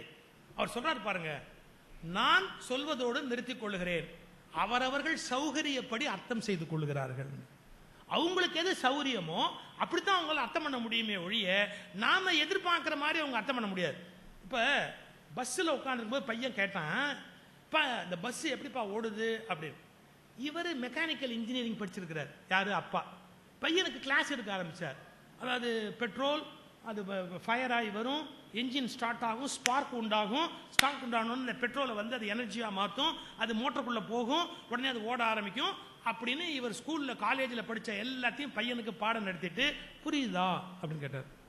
பையன் சொன்னான், சும்மா இருப்பேன், பஸ் எப்படி ஓடும் நான் கண்டுபிடிச்சிட்டேன். எப்படி, கண்டக்டர் விசில் கொடுத்தா பஸ் ஓடும் சார். அவன் லெவலுக்கு ஒரு அர்த்தம் பண்ணிட்டு போவானே ஒழிய இவர் சொல்ற அர்த்தத்திலே அர்த்தம் பண்ண என்ன கட்டாயம் இருக்கு? சொல்வது நான் சொல்றத சொல்லிடுவேன். இப்ப சொல்லட்டுமா ஓஷோ சொன்ன வார்த்தைய, சொற்கள் என்னுடையவை, அர்த்தங்கள் உங்களுடைய. சொற்கள் என்னுடையவை, அர்த்தங்கள் உங்களுடைய. அதுக்கப்புறம் நம்ம யார்கிட்ட போய் இந்த உலகத்தை சண்டை போட முடியும்? எவ்வளவு பெரிய விஷயத்தை அந்த மனுஷன் எவ்வளவு எளிமையா சொல்லிட்டு போறான். இது மாதிரி நூற்றுக்கணக்காக நம்ம யோசிக்க வேண்டிய மிக நல்ல விஷயங்கள். எல்லோரிடத்திலும் எல்லா விஷயங்களையும் அவர்களுக்கு சம்பந்தம் உண்டோ இல்லையோ சொல்லிக் கொண்டிருக்காதீர்கள். அவங்களுக்கு அது தேவையா தேவையில்லையா அப்படின்னு பார்க்க. இன்னொன்னு, பிரச்சனைகள் ஏற்படும் போது மற்றவர்கள் முதலில் இறங்கி வர வேண்டும் என்று காத்திருக்கார். ஏன்? அவன் இறங்கி வரட்டுமே, அவன் பணிஞ்சு வரட்டுமே, அவன் கொஞ்சம் தாழ்ந்து வரட்டுமே. மற்றவர்கள் இறங்கி வர வேண்டும் என காத்திருக்காமல் நீங்களே பேச்சை துவக்க முன்வார். அது வீட்டில் சண்டையா இருக்கலாம், நண்பர்களுக்குள்ள கருத்து வேறுபாடா இருக்கலாம், எதுவா இருந்தா என்ன, நான் போறேன் சார், நான் பேசுறேன் சார், என்ன கெட்டு போச்சு, அந்த மாதிரியான மனோநிலையை நாம் இந்த உலகத்தில் நினைத்துக் கொள்ள வேண்டும். இப்படி நூற்றுக்கணக்கான வாழ்க்கைக்கு பயனுடைய அருமையான பல செய்திகள். சரி, ஒரு 5 நிமிஷம். ஏன்னா இப்ப நான் சொல்ல போற விஷயம் அவ்வளவு முக்கியம். இப்ப நீங்க செஞ்சுக்கிட்டு இருக்கிறது, சில நேரங்களில் சில சங்கடங்களை சகித்துத்தான் ஆக வேண்டும் என்று தெரியும். இது ரொம்ப ரொம்ப முக்கியமான விஷயம். இதை தெரிஞ்சுக்கிட்டா வாழ்க்கையில உறவுகளை காப்பாத்திடலாம். எப்பவுமே நமக்கு பிடிச்சவங்களா சுத்தி இருக்க முடியுமா? கொஞ்சம் முன்ன பின்ன தான் இருப்பாங்க. நம்ம டிரைவர் சில சமயம் நம்ம சொன்னதை கேட்பாரு, சில சமயம் நம்ம சொன்னதை கேட்கப்படாதுன்னு சபதம் பண்ணிட்டே வந்திருப்பாரு. எத்தனை இருக்கு இன்னைக்கு உலகத்துல. ரொம்ப நாம அவரை போட்டு காய்ச்சுன்னு காய்ச்சி எடுத்துன்னு வச்சுங்க, எங்கேயோ கொண்டு வண்டி விட்டுருவாரு. சரி, இன்னைக்கு அவர் ஒரு மூட்ல இல்லை, அவர் சௌரியப்படி போட்டுமே விட்டுற வேண்டியதுதான். இப்போ சில நேரங்களில் சில சங்கடங்களை சகிச்சுக்கிறதுக்கு பக்குவப்பட்டாதான் இந்த உலகத்தில் உறவுகளை காப்பாற்ற முடியும். இப்போ நேற்றுக்கு நம்ம எவ்வளவு பேர் இருந்தோமோ அதை விட கூடுதலாக ஒரு இடத்துல தங்க வேண்டி வந்ததுன்னா, நான் என் சௌரியப்படி தான் இருப்பேன் நம்ம யோசிச்சோன்னு வச்சுங்க, எவ்வளோ பேருடைய மன கசப்பு உண்டாகும். கொஞ்சம் வசதி முன்ன பின்ன இருக்கும், சாப்பாடு கொஞ்சம் முன்ன பின்ன கிடைக்கும், இல்லை ஒரு தூங்குறதுக்கு கொஞ்சம் முன்ன பின்ன நேரம் ஆகும், பரவாயில்ல. சில நேரங்களில் சில சங்கடங்களை சகிக்காமல் குறித்த நேரத்தில் இந்த கட்டடத்தை திறந்திருக்க முடியுமா? யோசிச்சு பாருங்க. வாழ்க்கையிலேயே இனிமையா கொண்டு போறதுக்கு ரொம்ப முக்கியமான யோசனை இந்த யோசனை. ஒரு தடவை ரயில்ல நான் பயணம் பண்றேன். எனக்கு அப்பர் பெர்த், என்னுடைய லோயர் பெர்த் கீழே இருக்கு பாத்தீங்களா. இந்த லோயர் பெர்த்ல எங்க ஊர் ட்ரெயின்ல எப்படி இருக்கும், அப்பர் பெர்த்னு ஒன்று இருக்கும், கீழே லோயர் பெர்த்னு ஒன்று இருக்கும். ஒரு சத்தம் கேட்டது, ராத்திரி 2 மணி இருக்கும்.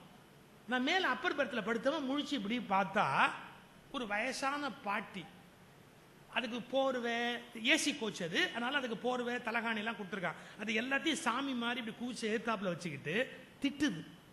அந்த போர்வை தலகாணி எல்லாம் அப்படி ஏத்தாப்புல வச்சுக்கிட்டு நாசமா போறவன் திட்டுது. எனக்கு ஒன்றும் புரியல, ஏன் இப்படி திட்டுது அப்படின்ட்டு. பாட்டி, வயசான பாட்டி நான் சொன்னேன். ஏன்னா பல பாட்டிகளுக்கு இப்போது வயசே ஆவதில்லை. எங்க 60ஆம் கல்யாணத்தும் போது கிரேசி மோகன் நாடகம் போடுவார் இல்லையா, கிரேசி மோகன் டிராமா போடுவார் தமிழ்நாட்டில். அவன் என் ஃப்ரெண்டு, வாடா போடான்னு கூப்பிடுற, வாடா நட்பு, வாடா நட்பு. அவன் வந்தவன் என் மனைவியை பார்த்துட்டு, சிவம் உன் ஒய்ஃப் என்னடா பாட்டியே ஆகலைன்னா. எனக்கு பேரன் இருக்கு, பேத்தி இருக்கு, பேரன் இருக்க, ஏன்னா உன் ஒய்ஃப் பாட்டியே ஆகலை அப்படின்னு. என்னடா சொல்றேன்னு. இப்பெல்லாம் பொம்னாட்டியெல்லாம் டை போட்டு அம்மாவாவே இருக்காளே ஒழிய யாருமே பாட்டி ஆக மாட்டேங்கிறாளேன்னா.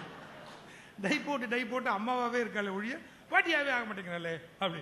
அது ஒரு அருமையான விஷயம். வயசாச்சுன்னு ஒத்துக்க மாட்டாங்க. இது பாட்டி நிஜமாவே வயசான பாட்டி.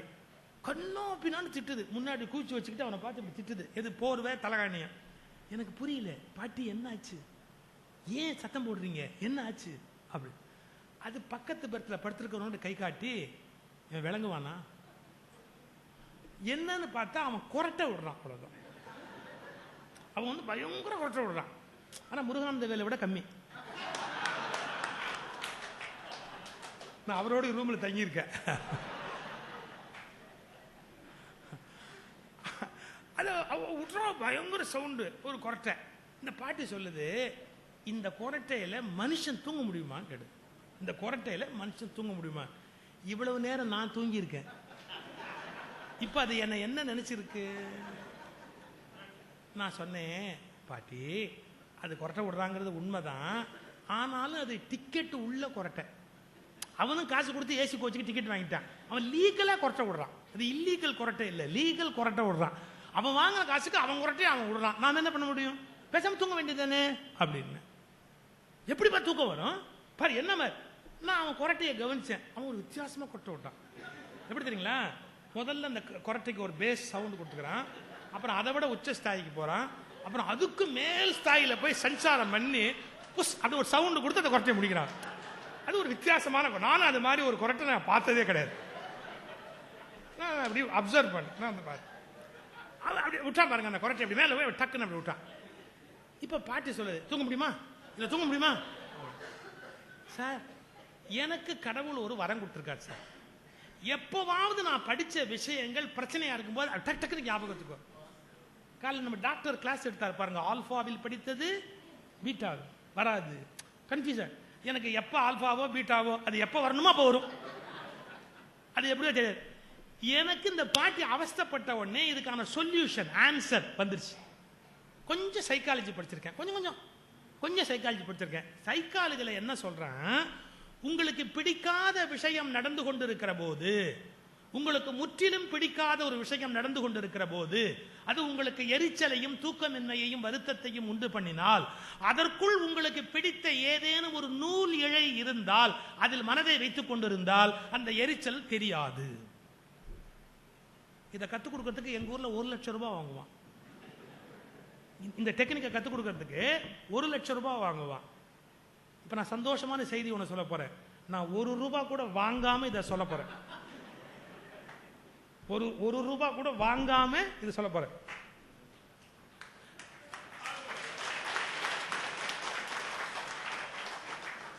முருகானந்தவேல் சுகிசிவத்தை கூப்பிட்டார்னு உடனே ஏகப்பட்ட செலவாயிருக்குமே. இந்த முறை உங்களுக்கு எந்த செலவும் இல்லை என்பதை பணிவோடு தெரிவித்துள்ளேன். அது இந்த முறை மட்டுமே என்பதையும்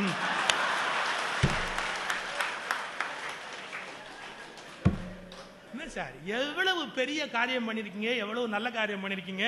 என்னால முடிஞ்ச ஒரு சின்ன உதவியை நான் பண்ணா போனா மரியாதையா இருக்குமா? என் விமான செலவு உட்பட உங்களுக்கு செலவு இல்லை, அது என்னுடைய செலவு என்பதை பணிவோடு தெரிவித்துக் கொள்கிறேன்.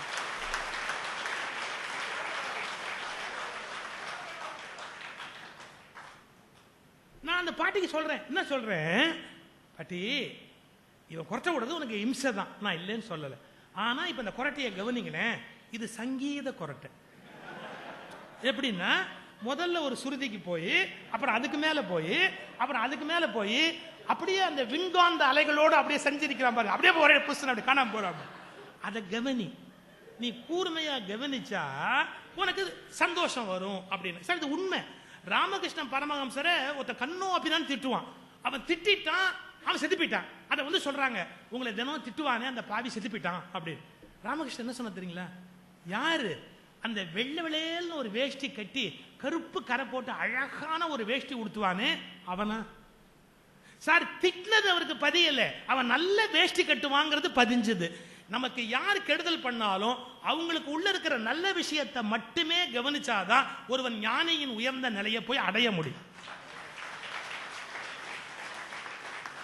அதுதான் ஞானி நிம்மதியா இருக்கிறான். யாரு என்ன திட்டம் பாதிக்கப்படுறதே கிடையாது. பாருங்க, இவர் குரட்டை இடைஞ்சல் தான், பட் அதுல ஒரு சங்கீத அலவரிசை இருக்கு அப்படிங்கறத சொல்லிட்டு, பாட்டி நீ அதை கவனிச்சா நீ தூங்கிடுவே அப்படின்னு. பாட்டி சொல்லிச்சு, விளையாடுறியா, என்ன கிண்டல் பண்றியா? இல்ல பாட்டி, நான் நிஜமாவே நல்லதுதான் சொல்றேன், நீ கொஞ்சம் கவனிச்சு பாரு அப்படின்னு. உடனே என்ன பண்ணிச்சு, பாட்டி ஜன்னல் அப்படி அந்த ட்ரெயின்ல அப்படி சாஞ்சிக்கிட்டு அவனை இப்படி பார்த்தது. நிஜமாவே இப்ப பாட்டிக்கு சிரிப்பு வந்துருச்சு. நீங்க ரிஜிடா இருக்கிற வரைக்கும் தூக்கம் வராது, தளர்வா இருந்துட்டா தூக்கம் வந்துடும் இல்லைங்களா? நம்ம ரிஜிடா இருக்கிற வரைக்கும் தூக்கம் வராது, அப்ப நமக்கு தளர்வா போக போக நமக்கு தூக்கம் வரும். சுப்பையா கரெக்டா?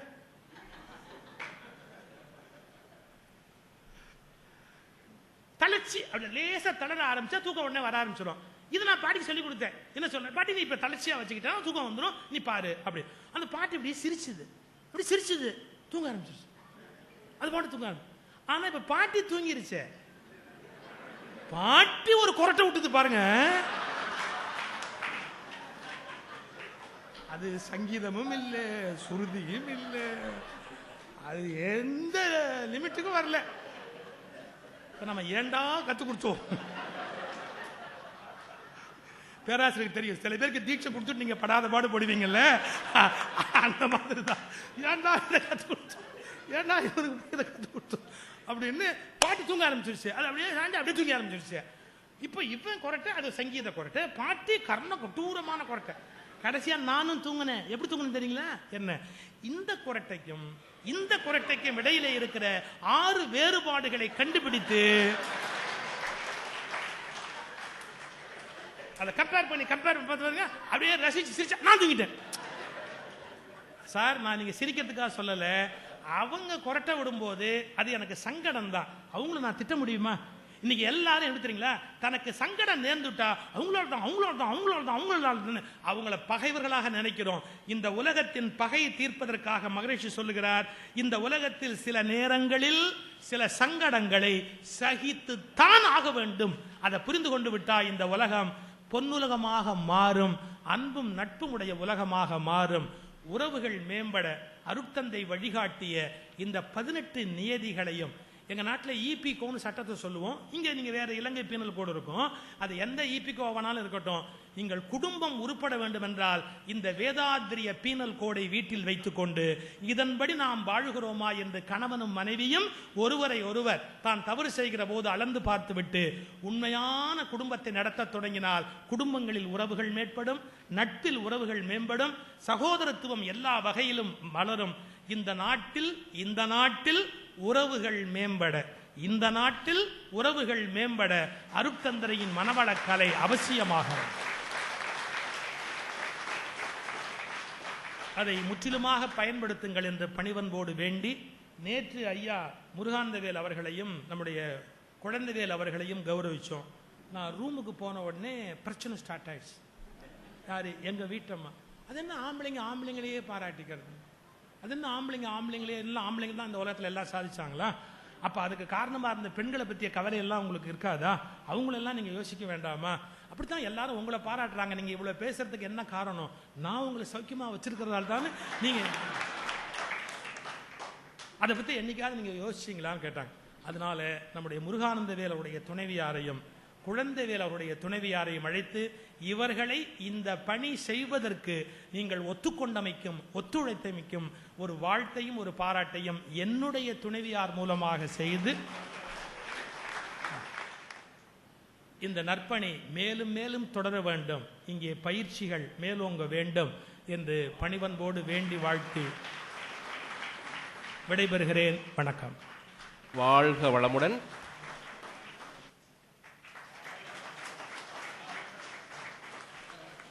எல்லாம் வல்ல தெய்வமது எங்கும் உள்ளது நீக்கமர. சுவையான ஒரு உரையை இங்கே ஐயா அவர்கள் வழங்கினார்கள்.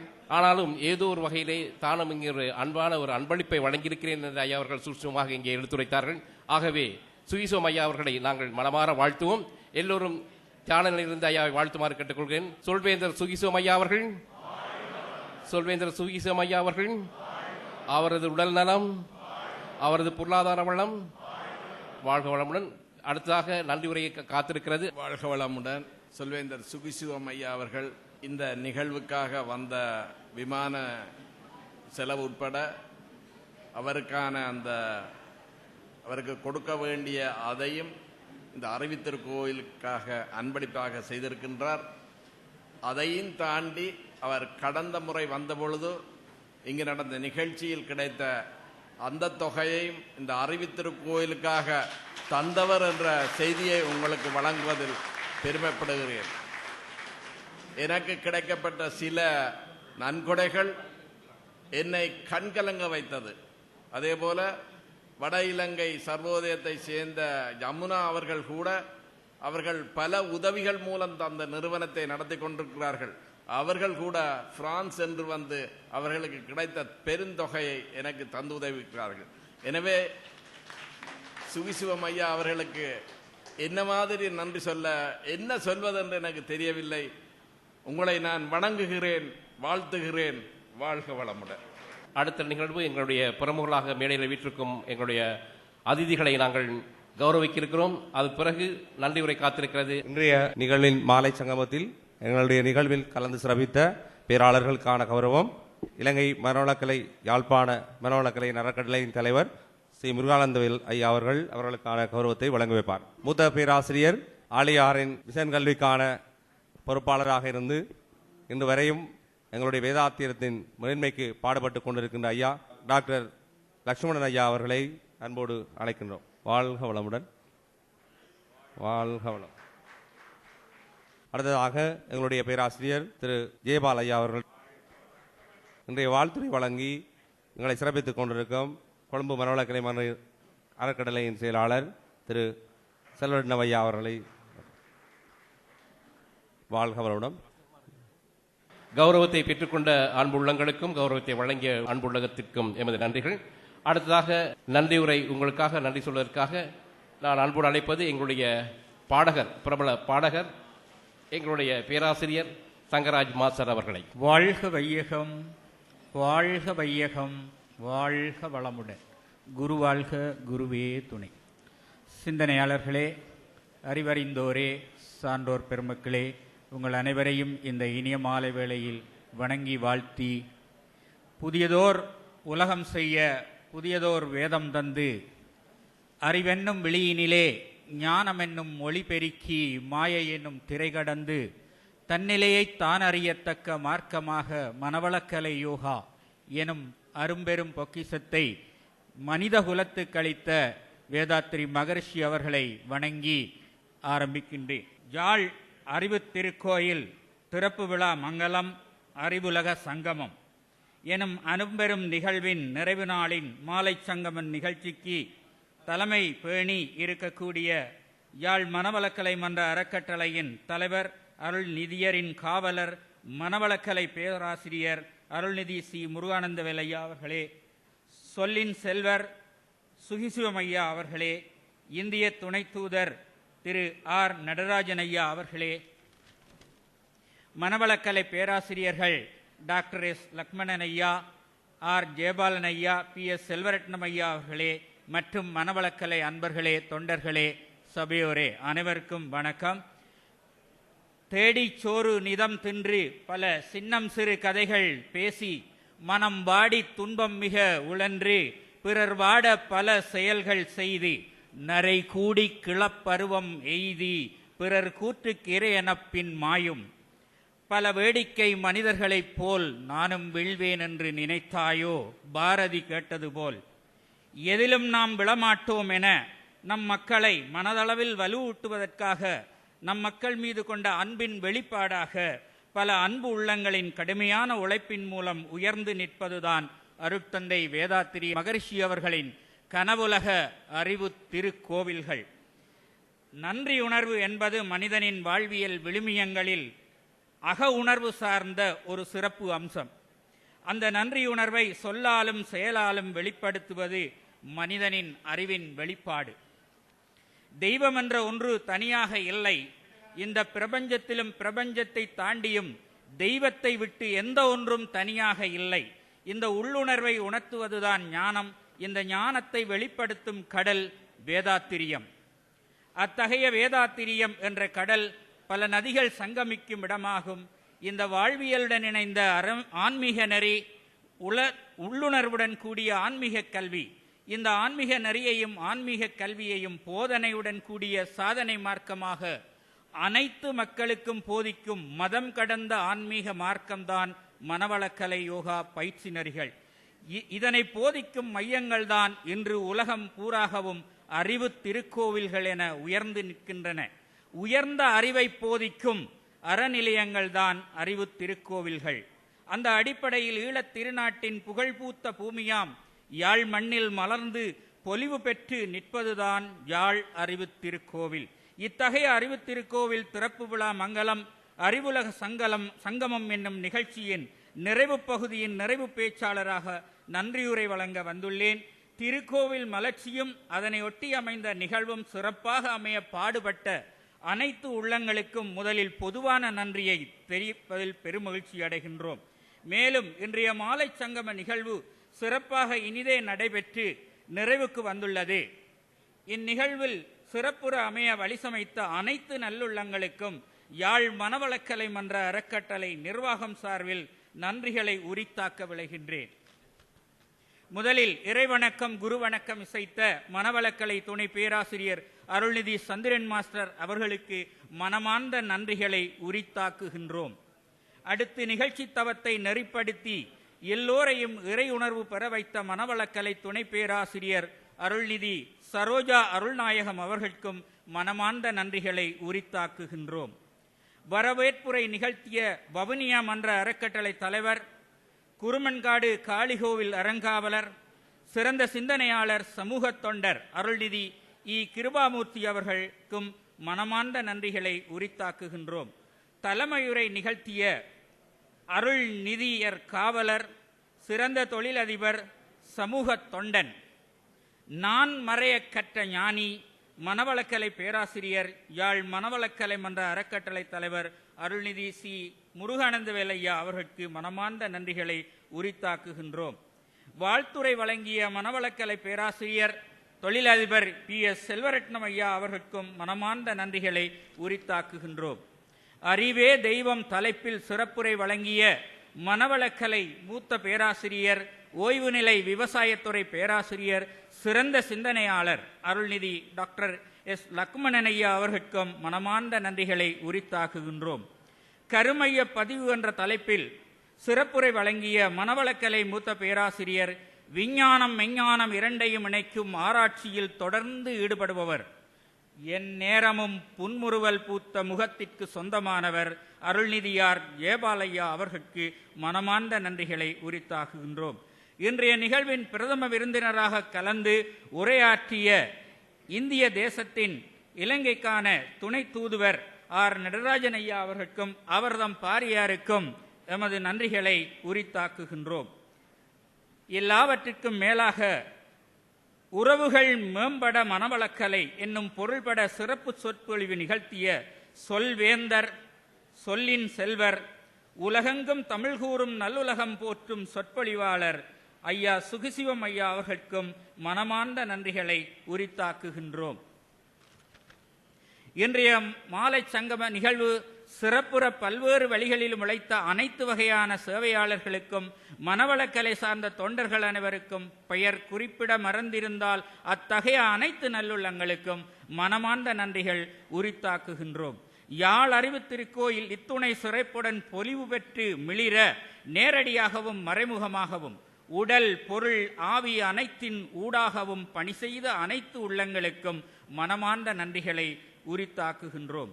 நிகழ்ச்சியின் மூலகர்த்தாக்களாக செயல்பட்ட மனவளக்கலை மன்ற தலைவர் அருள்நிதி சி. முருகானந்தவேல் அவர்களுக்கும் அவர்தம் குடும்ப உறவுகள் அனைவருக்கும், அதே போன்று யாழ் மனவளக்கலை மன்ற உபத்தலைவர் அருள்நிதி குழந்தவேல் ஐயா அவர்களுக்கும் அவர்தம் குடும்ப உறவுகளுக்கும் வார்த்தைகளால் வர்ணனை செய்ய முடியாத அளவு நன்றிகளை இந்த அறிவு திருக்கோயில் மூலம் பயன்பெற உள்ள அனைத்து மக்கள் சார்பாகவும் வாரி வழங்குவதில் பெருமகிழ்ச்சி அடைகின்றோம். வாழ்க வளமுடன், வாழ்க வளமுடன்.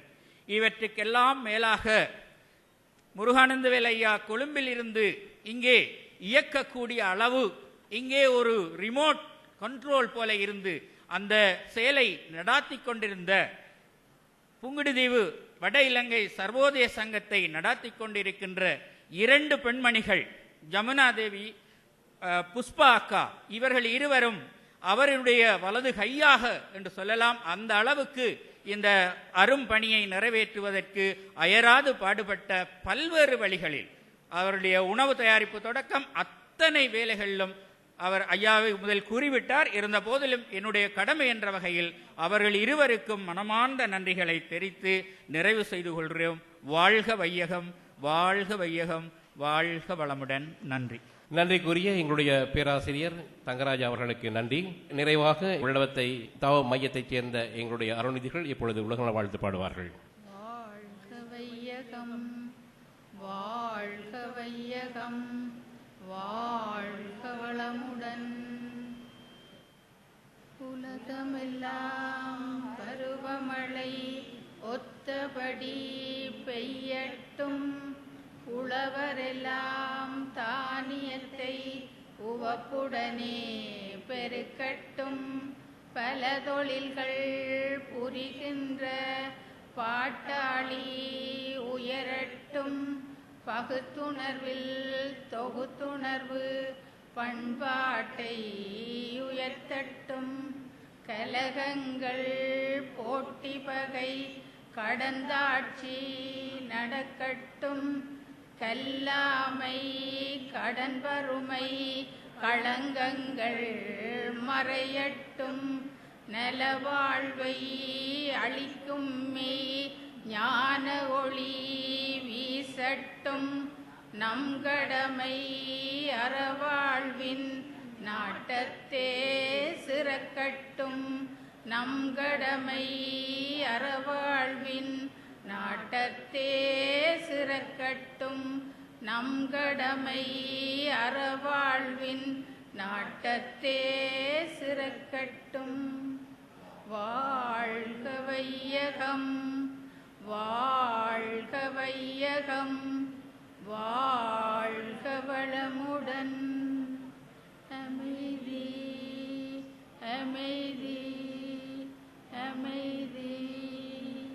எதிர்வரும் 22ஆம் தேதி சனிக்கிழமை மாலை 4 மணிக்கு இந்த மண்டபத்திலே இந்த அறிவு திருக்கோயிலே காயக்கல்வி பயிற்சி ஆரம்பமாக இருக்கிறது. விரும்பியவர்கள் உங்கள் பெயர்களை பதிவு செய்து கொள்ளலாம். நன்றி. எல்லாம் வல்ல தெய்வமது எங்கும் உள்ளது நீக்கமர